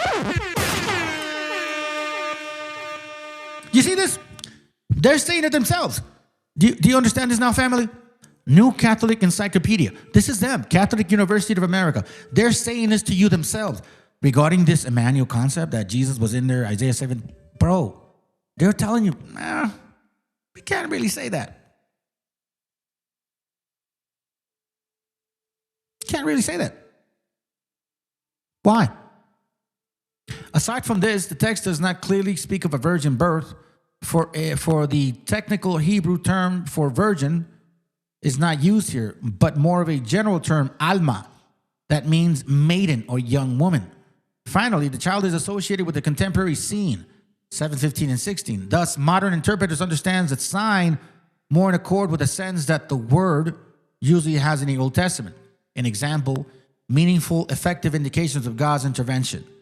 Yet the import of the promise is messianic, for it probably refers to the birth of Ezekiel, son of Ahaz, who would continue the Davidic line, which the vehicle of God messianic promises, at a time when its existence was merely threatened, right? Then it says here, the ultimate meaning of the promise, even for Isaiah, will be fulfilled only when the expected messianic deliverance had been realized. And so the oracle continued to look to the future, to the coming of the son of David par excellence. Now, I'm going to share this with you, okay? Because I think it's important. Let me go to it right now.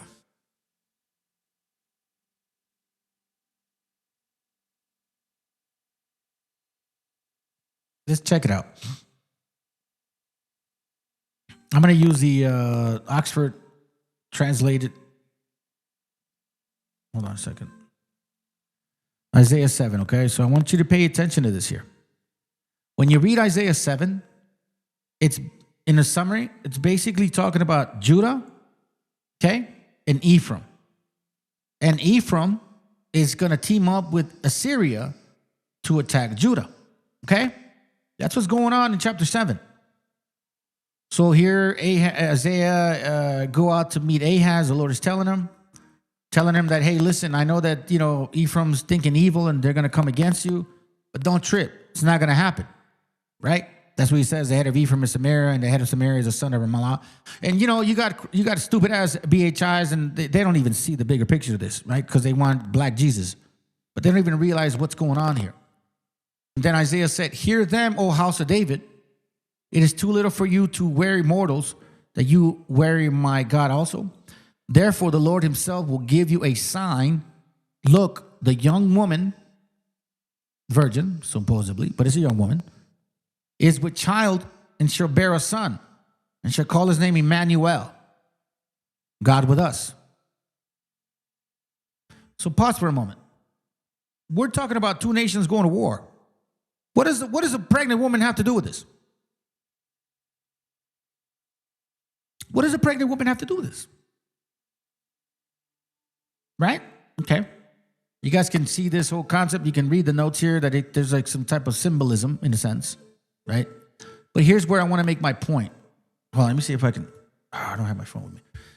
Give me a second.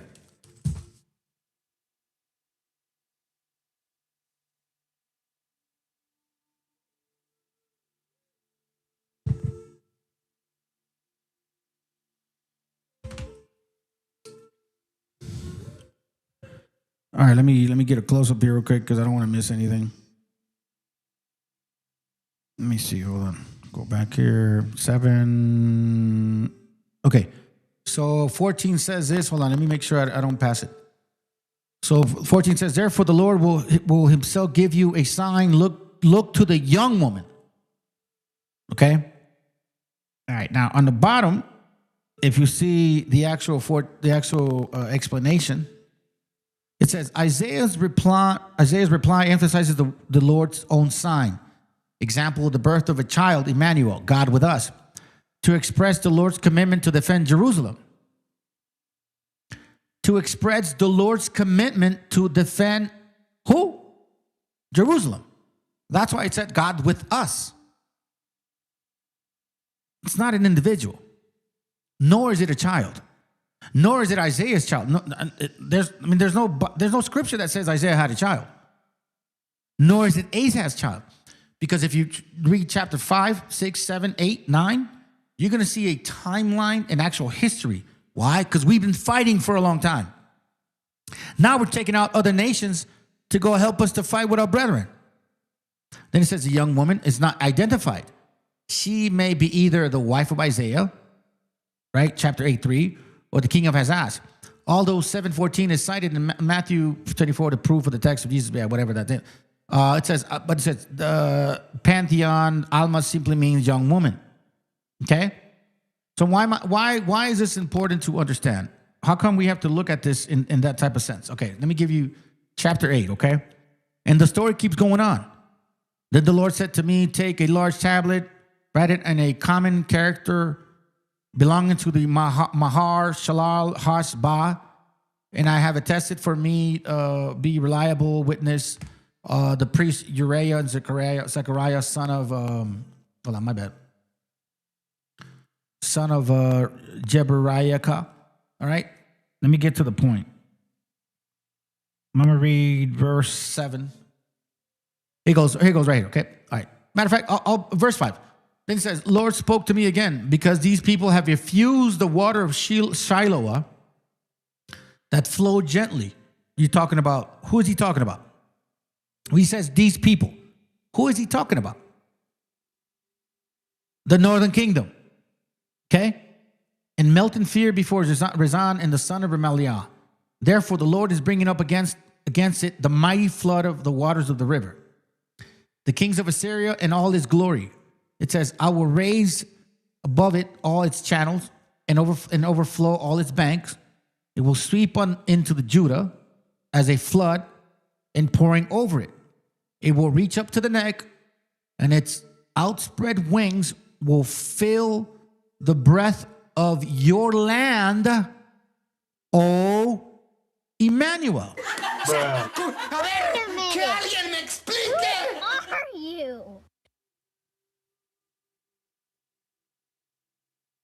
So it's talking Judah as a plural, and then it says, listen, breadth of your lands. Then here's where you start noticing certain things, right? So he says, its outspread wings will fill the breadth of your land, O Emmanuel. Then he goes, band together, you peoples, O Emmanuel, God with us, and be dismayed. Listen, all you far countries, we were over here. Gird yourselves and be dismayed, O Emmanuel, God with us. Gird yourselves and be dismayed. He's talking about together. Take counsel, God with us. Who? The tribes, the nation that departed from each other.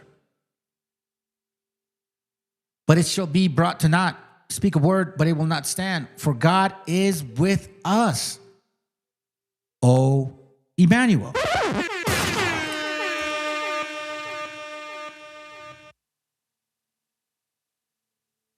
I mean, look, some of you may say, well, the hell, bro? What's going on here? Give me a moment, family. I'm having problems here now. Fuck, you. Close that shit, bro. Close it. Sorry, trying to be funny. All right. So I know that some of us may be like, well, I don't know, bro. You know, kind of fishy. Let me show you something real quick. I'm going to go Isaiah 49 just to show you something. Isaiah 49, verse 3. Let me go back. Oh, no, it's right here. Isaiah 49, verse 3. Give me a second. 106.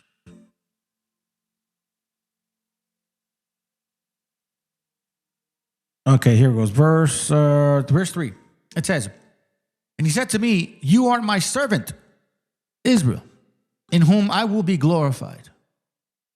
But I said, I have labored in vain. I have spent my strength, for nothing is vanity. Who also claims to be, like, who in the New Testament says that they are his servant? Jesus.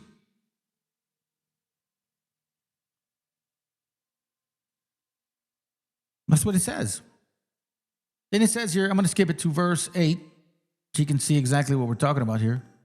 Verse 7, thus say the Lord, the Redeemer of Israel and his Holy One, to one deeply despised, abhorred nations, the slaves of rulers, kings shall see and stand up, princes, and they shall prostrate themselves because of the Lord who is faithful, the Holy One of Israel who has chosen you. Who has chosen you, thus say the Lord. Watch this. In a time of favor I have answered you. On a day of salvation I have helped you.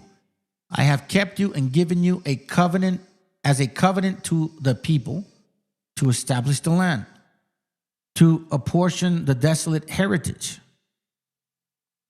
The desolate heritage.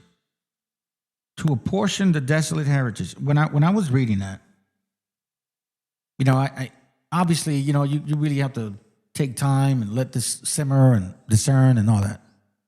But then I got a chance to read this here, and it did help me a little bit. It says here, the covenant to the people here, the role of the servant in relation to the people Israel, who will be released from prison to return to the wilderness, to their homeland in a second Exodus. Why do I say that? Because that's what the Old Testament was about. First Exodus and then second Exodus. Second Ezra 13 talks about that, right? But they didn't make it in the New Testament about the second Exodus. They made the New Testament about the what? The second coming.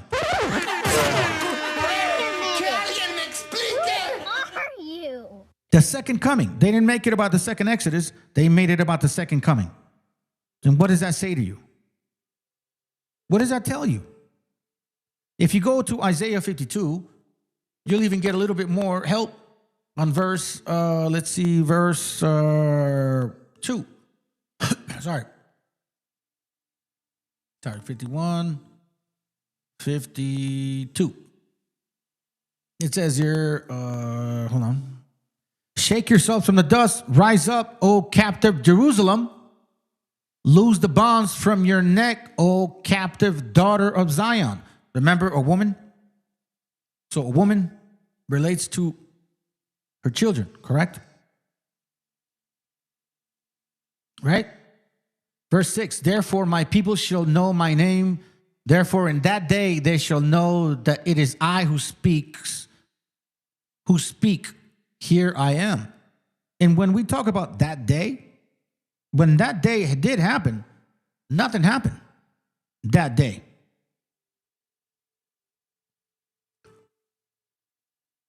Nothing happened that day.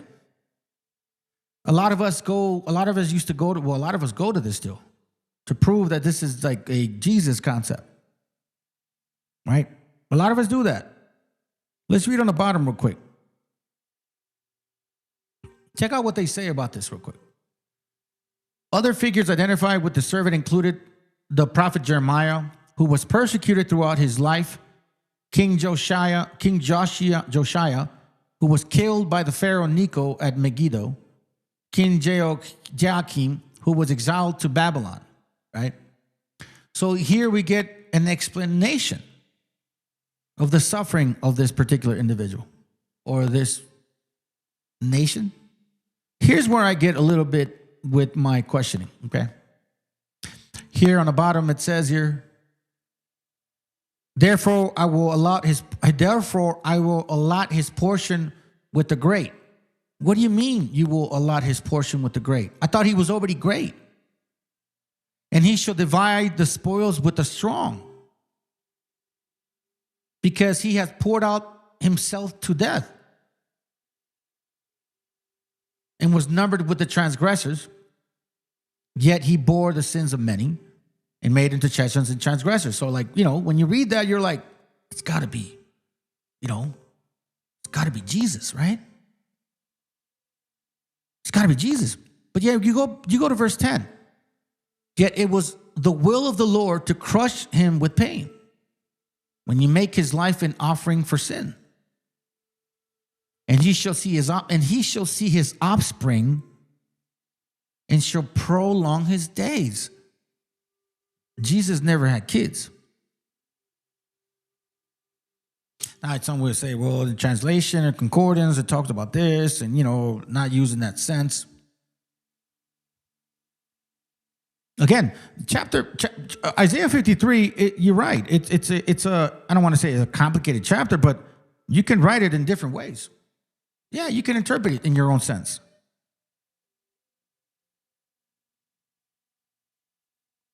Listen to this real quick on chapter 54. This is why, you got to continue to read too. You can't just stop. Verse 5 says this, for your maker is your husband, the Lord of hosts is his name. The Holy One of Israel is your Redeemer. The God of the whole earth is he is called. For the Lord has called you like a wife forsaken and grieved in spirit.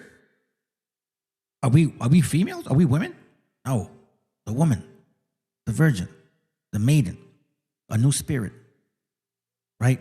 A new mind. That's why he says in Jeremiah, I will put my spirit upon them.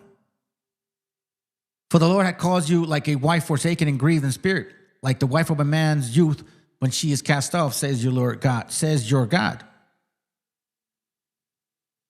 It says, for a brief moment I've abandoned you, but with great compassion I will gather you. In overflowing wrath for the moment, I hid my face from you. But with everlasting love, I will compassion on you, says the Lord, your Redeemer. See?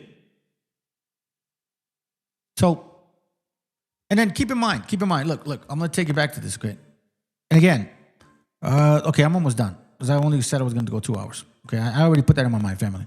So we're almost done. But here's where I also, go back to what the scriptures talk about. We can't deny this. No matter what you believe, like, okay, if you're going to deny this verse, then I mean, I don't know then. Then don't believe in this. Then don't believe in the Apocrypha. Okay? Because here we have 2 Ezra chapter 13, 52. Look what it says. This is the spirit, the angel talking to Ezra, okay? He said unto me, just as no one can explore or know what is in the depths of the sea, so no man on earth can see my son or those who are with him, except in the time of his day. You see this right here? This is right after he says Arsareth. 10 tribes went to Arsareth, all that stuff. That's why the scriptures talk about, destruction. That's why they made a peaceable Jesus. That's why they gave you that one. They had to make a peaceable Jesus because the one that people were expecting was not peaceable. He was supposed to overthrow Rome, remember? That's what the Old Testament was talking about. The rulers, Kittim, going to destroy them. Well, we're Kittim right here, right now. This is Kittim right now. And that's what he's about to do. And we see it now with the destruction of Jesus. The first thing he had to do was get rid of that shit. Move people's spirit to start questioning, who the fuck is this guy? Where the fuck did they get his stories from? Because it's very clear and a lot of us ignored it. No one has seen that anointed or entity, whatever that spirit is. No one has seen him. And there is such a thing as an anointed one like Cyrus or David or Saul, and the anointed like us. We are his anointed as well. But he also gave you these instructions. Hosea 3:5. Afterwards shall the children of Israel return and seek the Lord their God. Pause. Who? Israel. And seek who? Their creator. And David their king. What? Did it say Jesus? Did it say Emmanuel? and shall fear the Lord and his goodness in the latter days. You see this right here? How come nobody ever read this? How come Christmas Christians never read this here? That's why you look at Hosea. When you look at the whole chapter Hosea, it's talking about redeeming the northern kingdom and then bringing them back into one nation once more with the southern kingdom. This is why Isaiah talks about that. This is why Jeremiah says this in 31:22. Once again, confirming that this whole concept of a woman is necessarily not a woman. Isaiah 31:22 talks about it. It says here like this. Look, 20. Look, I'll go to 20. Is he from my dear son? Is he a pleasant child? For since I spake against him, I do earnestly remember him him still.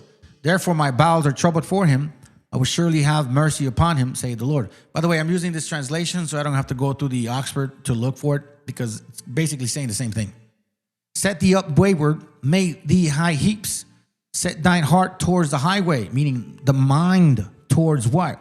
The marathon, the road ahead of you, the path back to our Redeemer. Even the way which thou wentest, turn again. Hold on.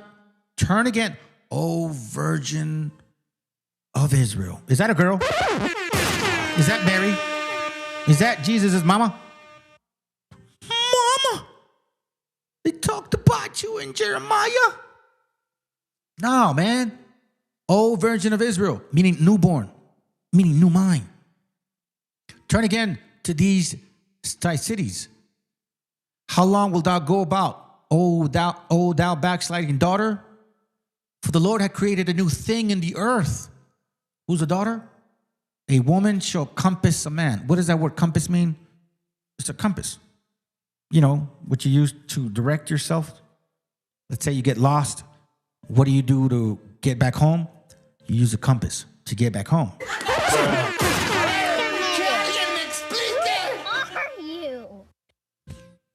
That's why it's important to see these things for what they are. That's why it's important to understand exactly what these verses are talking about.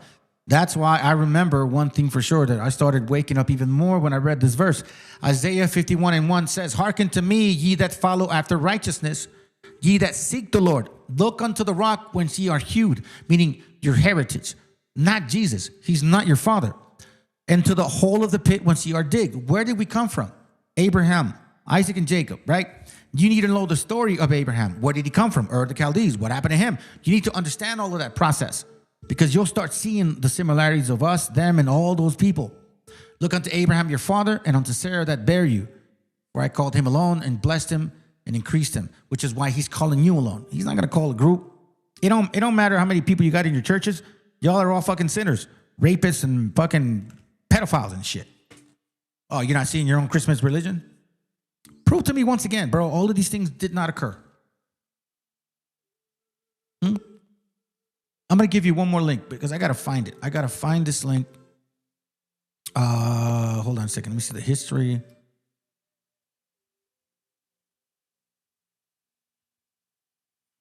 Hold on.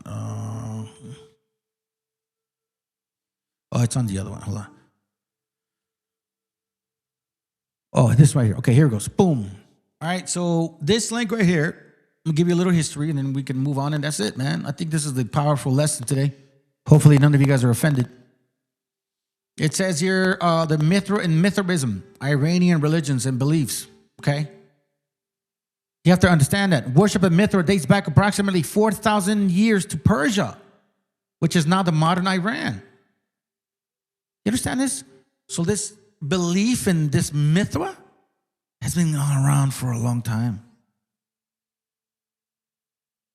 He was known by his followers in Asia and Europe as Mithra, Mer, and other names. Romans living in the eastern part of the empire encountered Mithraism, began adopting it, especially soldiers. And the height of its popularity came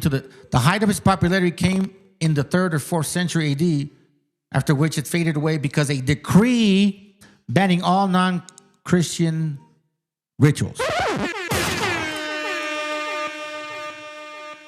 See? So after that, if you try to push a religion, the Romans would come and kick your ass. It's the same concept. If you try to push a religion today, you got to do what? A 501c, right? You got to file under them. You can't be a fake religion. You got to officially file under them in order for you to survive, because then, how else are you going to generate money? Hold on, this is not even it. I've shared a lot of this in this link. I've shared a lot of this link with you, okay? But I didn't share some of these things at the bottom. Watch this. Dies Natalis Sol Invictus, birth of invincible God. According to the Persian tradition, the god Mithras was actually incarnated into the human form of the savior expected by Zarathustra, sorry. Zarathustra, my bad. Let me read it again. According to the Persian tradition, the god Mithras was actually incarnated into the human form of the savior expected by Zarathustra.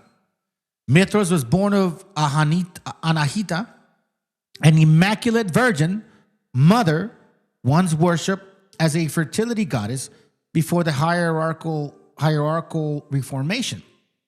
Anahati was said to have conceived the savior from the seed of Zarathustra, preserved in the waters of Lake Hamun in the Persian province of Sistan or Shatan.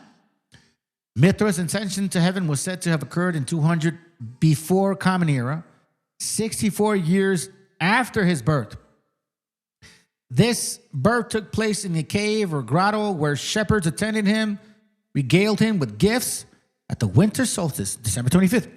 This is based on an older myth about the birth of Mithra, that his magical birth at the dawn of time was from a rock from which he formed himself using his will. He holds his hand in a dagger and a torch. Oof. Who holds a torch today? A statue from the house deed shows Mithra being born from the rock while the 12 signs of the zodiac surrounding him. You see this whole concept? Watch this. This even gets better. A serpent sometimes shown to be coiled around the Mithra or birth stone egg. So that sign of don't tread on me, where the snake is wrapped around the egg. No, well, there's an egg. There's a snake, right? That just looks like it's encircling something. That's what it is. Mithra encircling an egg. Church and state. They don't even realize that they're actually being, I don't know, bro, spiritually manipulated. It's crazy shit. Watch this. After his birth, he challenged other forces that the world was young. Hold on, let me read that. Let me just skip it real quick. Let's see. Mithra bestowed the rays. Okay, so I'll say this. Mithra was bestowed with ray crowns of the sun. Christians adopted this date as Christ's birth in the 4th century of the Common Era. Okay, here we go. So once the Council of Nicaea created a religion which you guys worship and love and shit, and you'll go there and give your kids over to them and shit, and you think that Jesus is real. It's not. He's not. You're worshiping Romans. All these white people that you guys don't like, you're worshiping them. Whenever you go to a church and you see the white Jesus or the black one, you're worshiping them. It doesn't matter. These BHI camps are I don't even know if they realize what they're doing, but I quite frankly don't care, because that's not my family. Those are mostly Canaanites, so I don't give a flying fuck about them. I care about y'all. The birth of Christ was assigned the date of the winter solstice, December 25th in the Julian calendar, January 6th in the Egyptian calendar. Because on this day, as the sun began its return to the northern skies, the pagan devotees of Mithra celebrated the Dies Natalis Sol Invicta, birth of the invincible sun. Remember, December 17th through December 23rd, 6 days, and on the 7th, supposedly he rested, but he didn't. In Passover, he got killed. And then 3 days later, he came back. Same concept. December 25th, 274, Roman Emperor Aurelian had proclaimed the sun god, the principal patron of the empire, and dedicated a temple to him in the Campus Martius. Christmas originated at a time when the cult of the sun was particularly strong at Rome. Let me give you something more, and that's it. Let me see if it's here. Where are you at? Sol Invictus. Is this it? Battle the miracle of the rock. Check this out. The sacred meal. The remains of the bull is brought by the torchbearers of the Mithras, Couts, dawn, spring equinox, whatever that is, to a meal where sun and Mithra sit together. And this was imitated by the followers of Mithra, where Pater or Peter represented Mithra. Heliodromus, the sun, and other initiates sat around and shared the sacred meal. Where they sat around like the like the Last Supper. Same concept. Same fucking concept. You understand this? Same concept. You keep reading this link and you're like, holy schmoly. You're not kidding. Watch this. This is where it gets interesting, okay? And this is Freemason theology. If you read about or heard about Freemasonry and their whole Jacob's ladder, 7 levels of man and all that shit, this is where they get it from. Which I believe they're worshiping Mithra. That's what I believe. There were 7 degrees of initiation. The lowest degree being the lowest state of man, right? These degrees allowed the neophyte to proceed through the 7 celestial bodies. Jacob's ladder. Freemasonry talks a lot about that. Allowing the reversing of a human soul descending into the world at birth. Let me read that again. Allowing the reversing of the human souls descended into the world at birth. Okay? Ascending in the 7 heavens and walking through the Milky Way, returning to the origins of the earth, of the soul. The initiates worked with their 4 elements, 7 planetary energies, and the initiation involved purification and ordeal. Those 4 elements meant the cross. You understand the whole concept is? That's why the ascending from a dove and all that shit. Dove is basically divine love. That's all it is, right? There's like this sexual euphoria behind that whole ideology. If you put it together, the first degree was Corax. This is where it gets crazy, okay? Hold on, let me see. Yeah, the first degree was the Corax, the raven under Mercury. This stage symbolized death of neophyte. In ancient Persia, it was a custom to expose dead bodies to be eaten by ravens on funeral towers. That's crazy. Ravens as symbols of death can also be seen in some tarot packs as cards 13 instead of the Green Reaper. At this stage, a neophyte dies and is reborn in a spiritual path. A mantra was given to him to repeat, and his sins were washed away by baptism in water, which is nowhere in the Old Testament. The next degree is the Nymphus male bride under Venus. You see this? The next degree. If you read the Gospels, you're going to see your pattern here. Because he wants you to get baptized with water, right? If you read the Gospels, you're going to see these 7 levels of man, bro. The first stage was when John the Baptist, hey, look, I see John. Hey, here comes the Messiah and shit. And he baptized his ass. What's the next one? The bride and groom. What's the next one? The neophyte wears a veil and carries a lamp in his hand. The 10 virgins carrying the lamp with oil. He is unable to see the light of truth until the veil of reality is lifted. That's why he gives you parables of like these virgins and shit. The bride and the groom. He is vowed to the cult and becomes celibate for at least duration of his stage. Doesn't Paul give the concept of celibacy? Thank you. He is a bride lover of Mithra. He also offers a cup of water to the statue of Mithra. The cup in his heart and the water is his love. Water, love, dove, ascending, divine, connection, unity, right? On reaching miles, soldiers on the march, the neophyte had to kneel naked, casting off old life. What is the procession of Jesus? The procession of Jesus, he walked up that mountain, he's going fucking getting beaten up and shit, like, get out of here. And he falls and he's carrying a cross and shit and all that, right? That's his whole concept. Casting off the old life because he's about to die. Blindfolded with his hands tied. In similar manner, the Wiccan initiation was then offered a crown on the point of a sword. What was on Jesus? A crown. Once crowned, as his procession continued, his binds were cut with a single stroke of the sword and blindfolded removed, right? So this is, obviously they're not going to take the whole story, but you see where we're going. This represented his liberation from bondage of the material world. Watch this. He would then remove the crown from his head, placing it on his shoulders, saying, Mithra is my only crown. Right?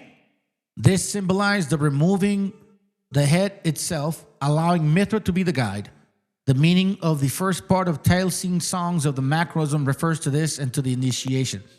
This is where it gets even more interesting.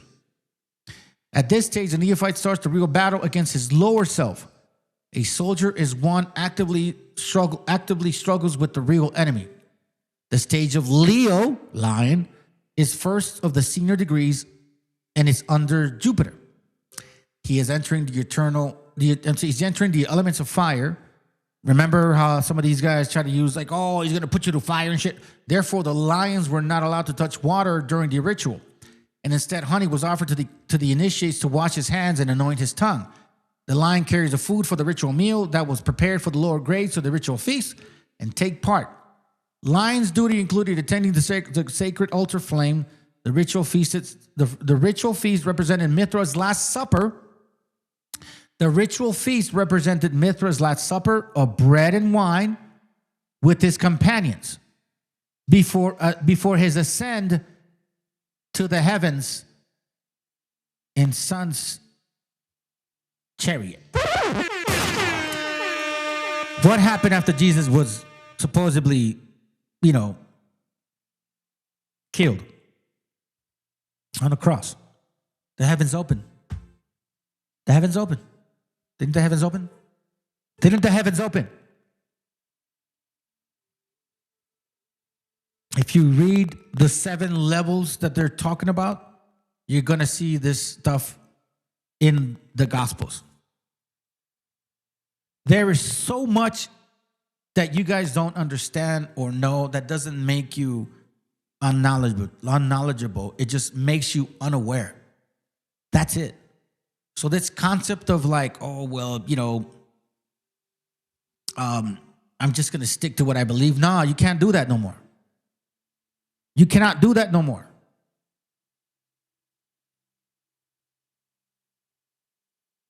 Can't do that no more.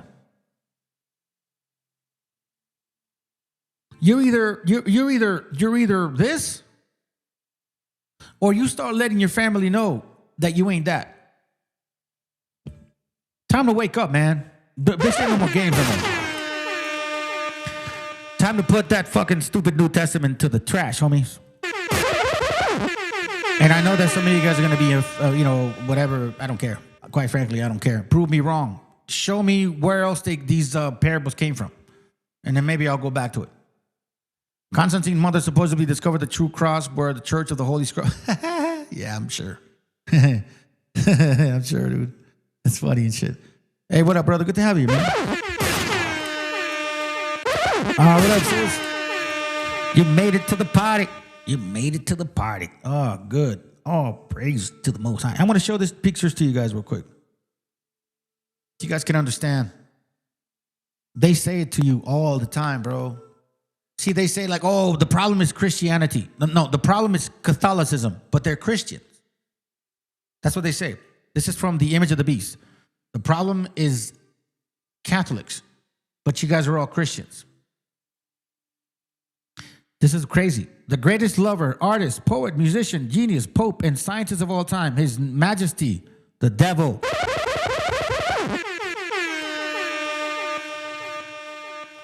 And listen, whether black or white, it don't matter, bro. Y'all are just captivated by this shit right here.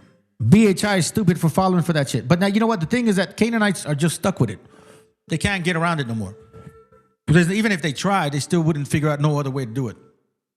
You get what I mean? Y'all are lost in the sauce. This is why I know now for a fact, it's not just government falling apart. It's your spirit. All of you that put so much faith in this Jesus. Oh, my sobriety, I put it in just Jesus. Oh my God, this Jesus is unique. Yeah, really? This is an old ass picture, bro. Of a Jesus, supposedly. On a cross with the head of a horse. Old ass pictures, bro.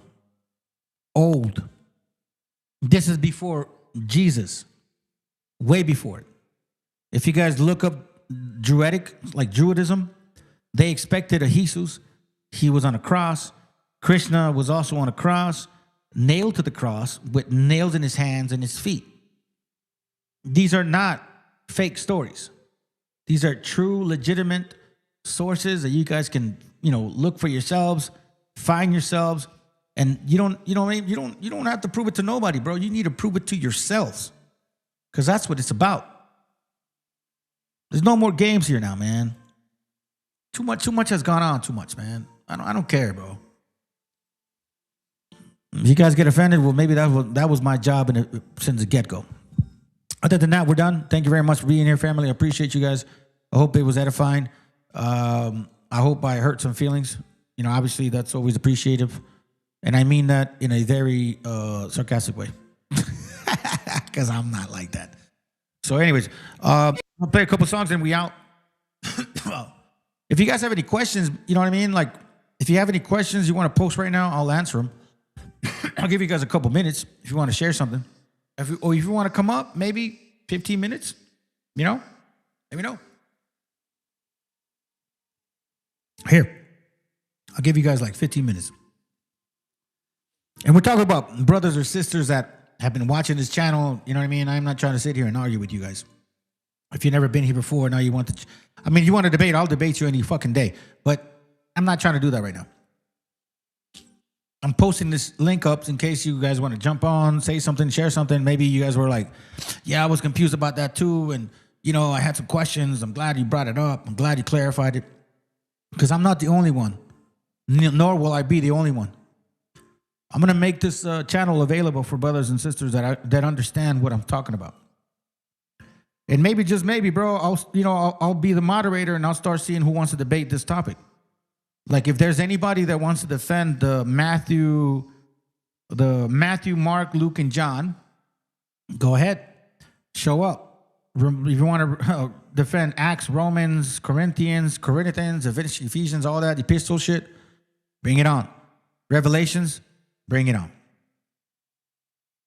There's brothers out here that would like to clear that up too, as well. So I guess nobody's showing up. Okay, cool. Sounds good, man. You know, it's all good, family. I'm not, I don't expect y'all to just, step up and shit. It's all good. Anyways, have a good night. Hope you guys can appreciate these 2-3 songs, and then we out. Let me see if I can get a good one. I'm gonna play one of my son's favorites. This is my son's favorite song. Have a good night.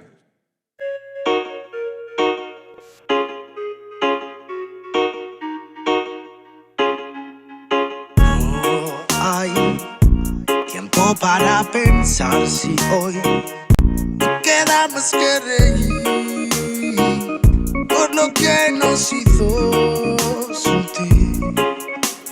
Si la intuición no te deja seguir, no te vayas a rendir. No te quiero ver sufrir.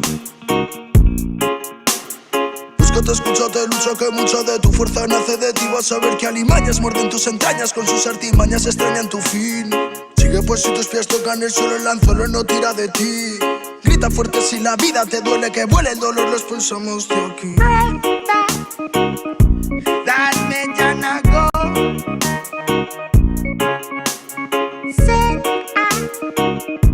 Mi llorar frío.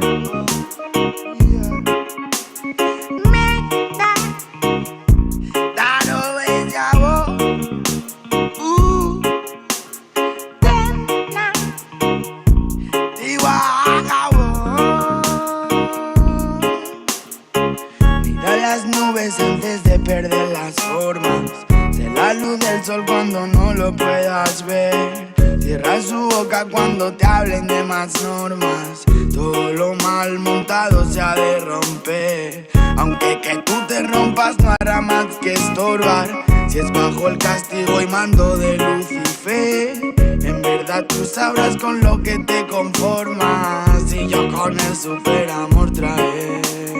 Hablan sin sentido y se enamoran, pero todo llega y solo te queda esperar.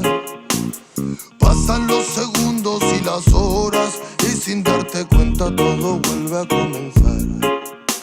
Todo parece lógico en este mundo de plástico, hay que ver la fe cómo se va perdiendo. Quizás me quede afónico de ser mi propio médico y crecer sin ser un hombre que va muriendo. Tal vez me esté volviendo loco. Tal vez viviendo poco a poco. Took me so high, there's nobody low. You take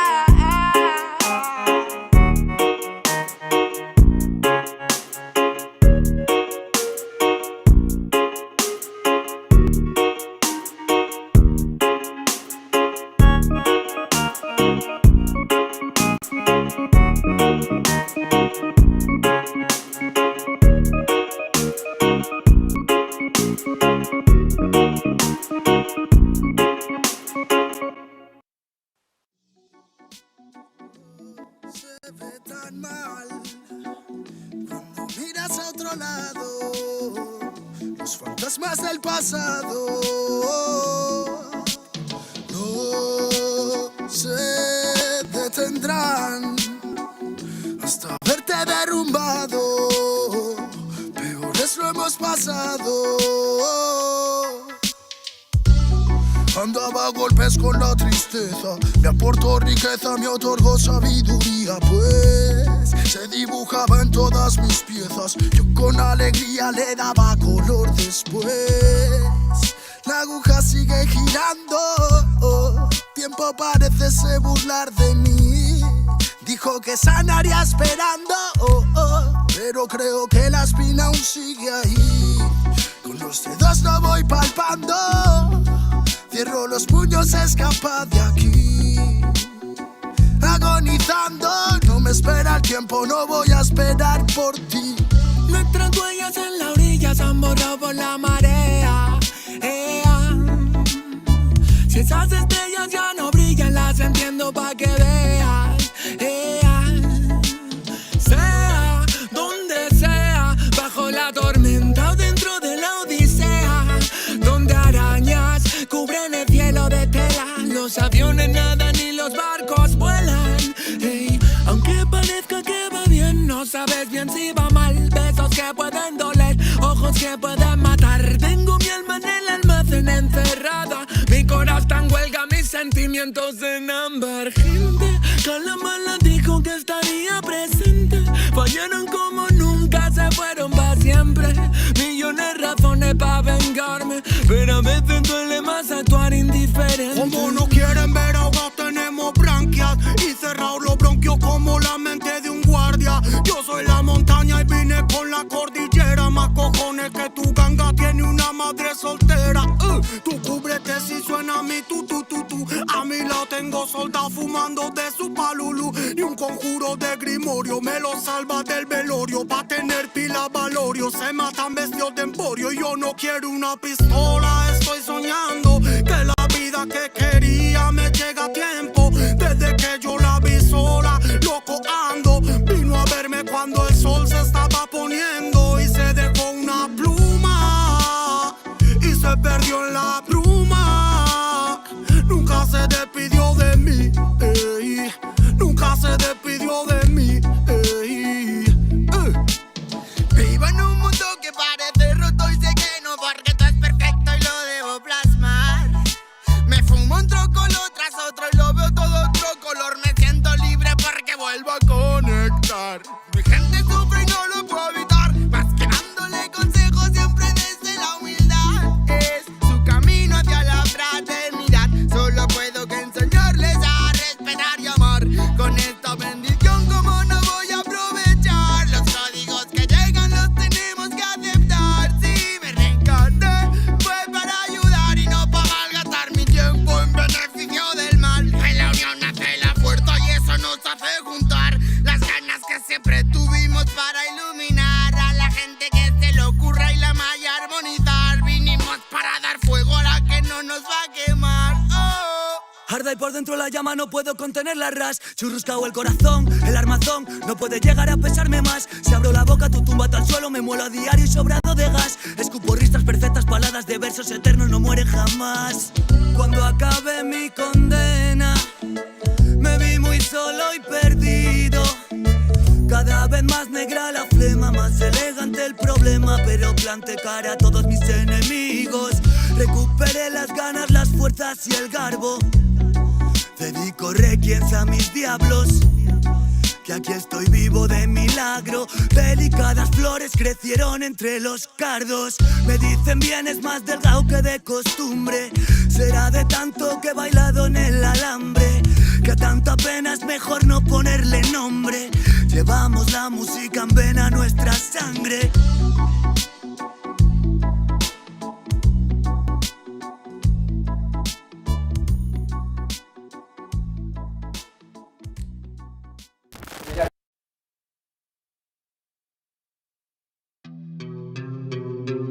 Yeah.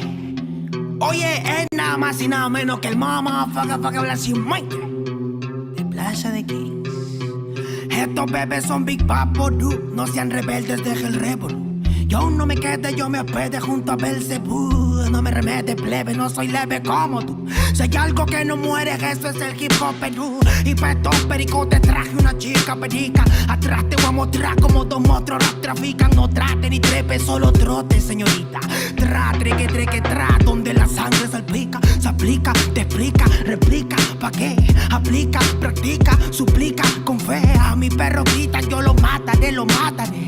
Tu madre llora y canta, lábate, flow peregrina, chivolo propina, ina, hacen base, mejor coja vaselina, no imagina mi vida fuera de una esquina. Yo solo quiero más chavos pa' comprar más chilindrina. Gira, que somos puros animales rompiéndote todos los cristales. Repete señales que a ti no te sale. ¿Qué pasa, compadre? Somos naturales. Voy a llenar todas las editoriales. Rate de mi huevo pa' los tribunales. Tú eres un antianal, yo experto en artesanales. Yeah, se me afaga la cimuita, sopló.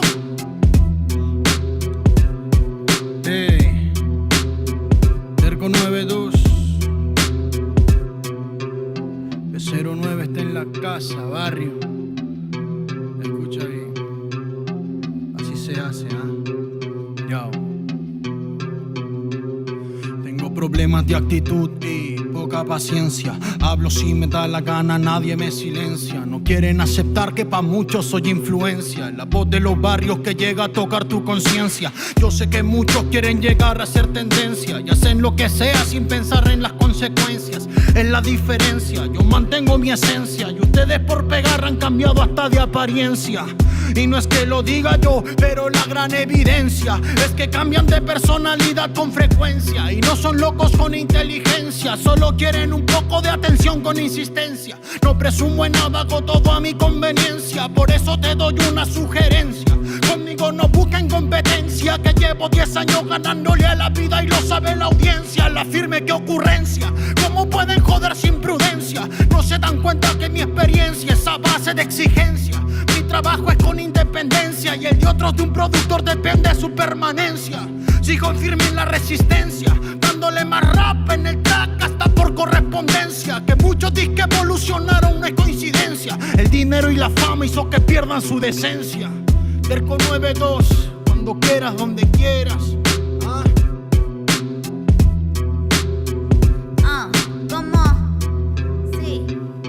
He aprendido a sobrevivir de las maldades, comprendiendo que nada es como tú sabes. Pa' decir verdad, la lucho a diario. No me critiques, no me justifico, siempre hago lo que predico. Soy de barrio y rico en talento.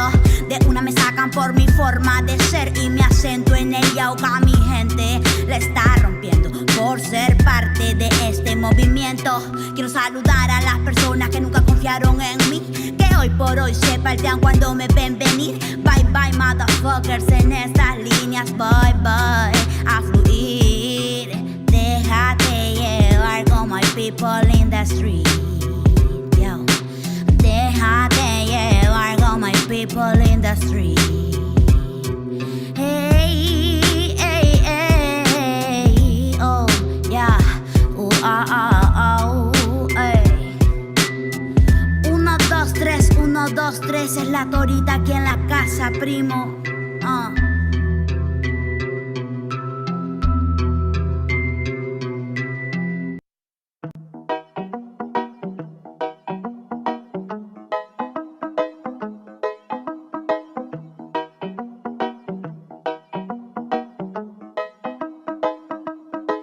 Quiero pensar, pero no puedo, no. El ruido en la ciudad está consumiendo, wow. Quieren pensar, sin ni siquiera estar al mando. Tanta publicidad subliminal te está matando. Les cuesta decidir por sí mismos cuál es su mando. Publican sonrisas con el corazón llorando. Quieren brillar,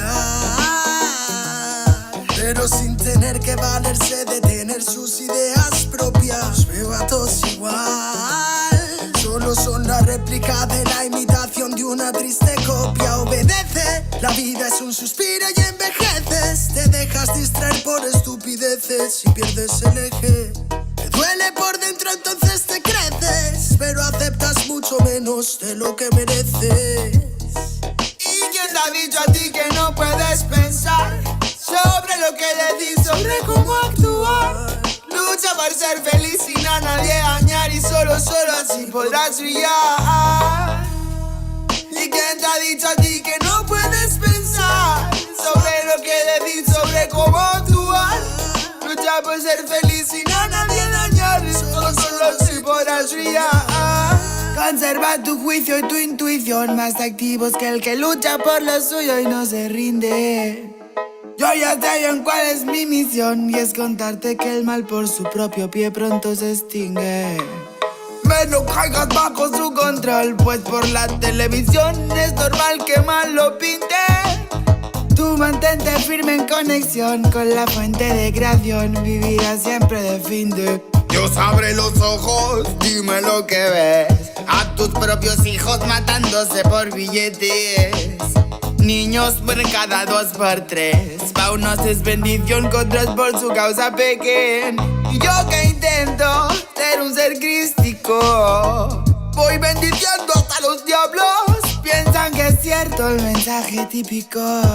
Dicen que invento lo del engaño, y mientras lucho contra mis errores, demonios escucho, me ofrecen soluciones. Pero sé que hay un ángel que quiere que mejore. Me dice haz un trabajo interno antes de que lo ignores, antes que otra vez llores y se llenen los mares de pena y de dolores, ya que en mi mente no caben. La paz no va en un sobre, somos algo importante. Nunca te revelaste y por eso no lo sabes.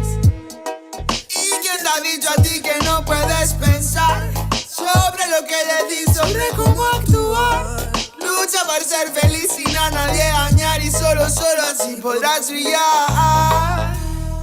¿Y quién te ha dicho a ti que no puedes pensar sobre lo que decís, sobre cómo actuar? Lucha por ser feliz sin a nadie dañar y solo así podrás brillar.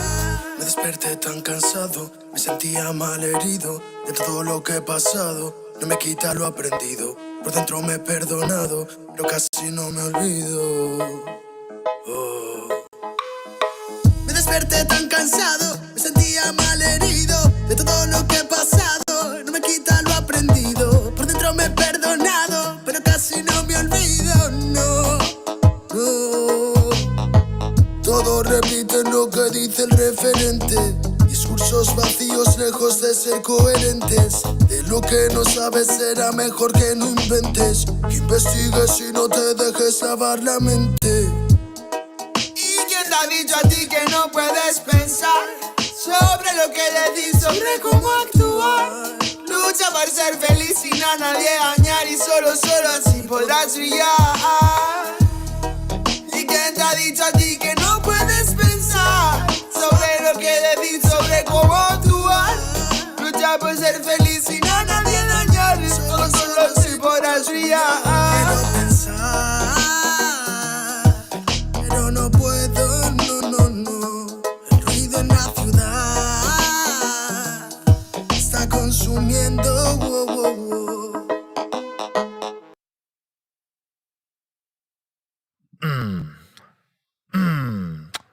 Yeah, Kings, yeah.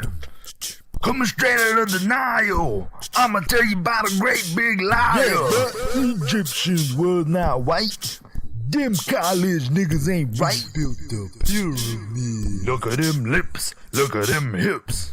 That booty so round, you know that girl be brown. So you mean that we was like, whoa? We was kings and shit. Boy, you know that it is true. We was kings and shit. Nigga, what you gonna do? Ramses was black. Tutankhamun was black. Y'all know Cleo was black.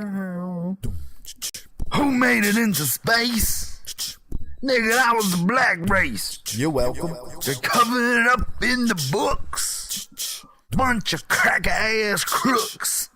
Tell it again. You can even go out of Egypt, find out who the real chosen people. Mozart, Beethoven, King George, Vikings. They was all black. We was kings and shit. Boy, you know that it is true. We was kings and shit. Nigga, what you gonna do?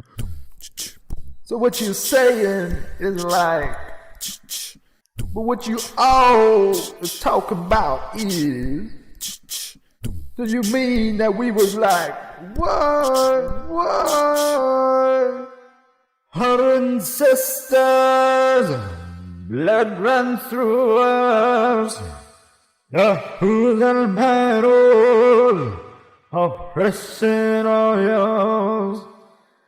Just remember this one little thing.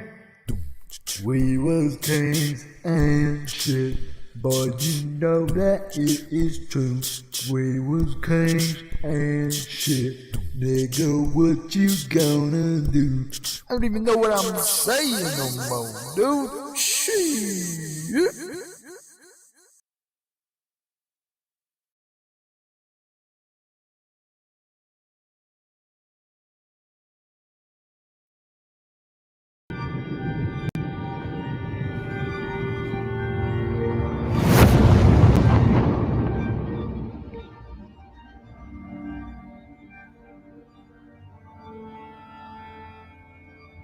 Ical, hijo, abre los ojos.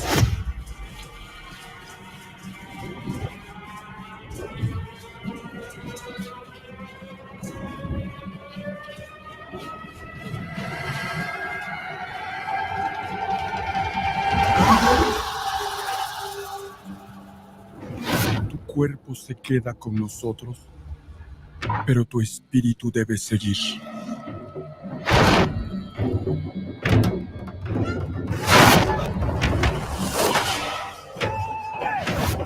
Busca la luz. Aléjate de las sombras. Deja que nuestro dolor sea tu fuerza. Desde aquí iluminamos tu camino.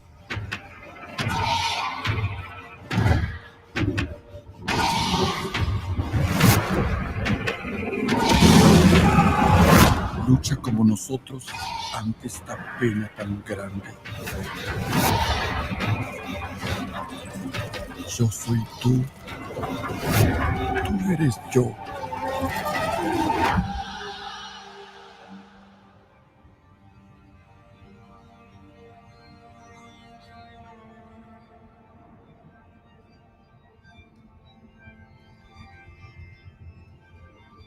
La muerte que hoy nos separa, mañana volverá a unirnos. Eres libre, hijo.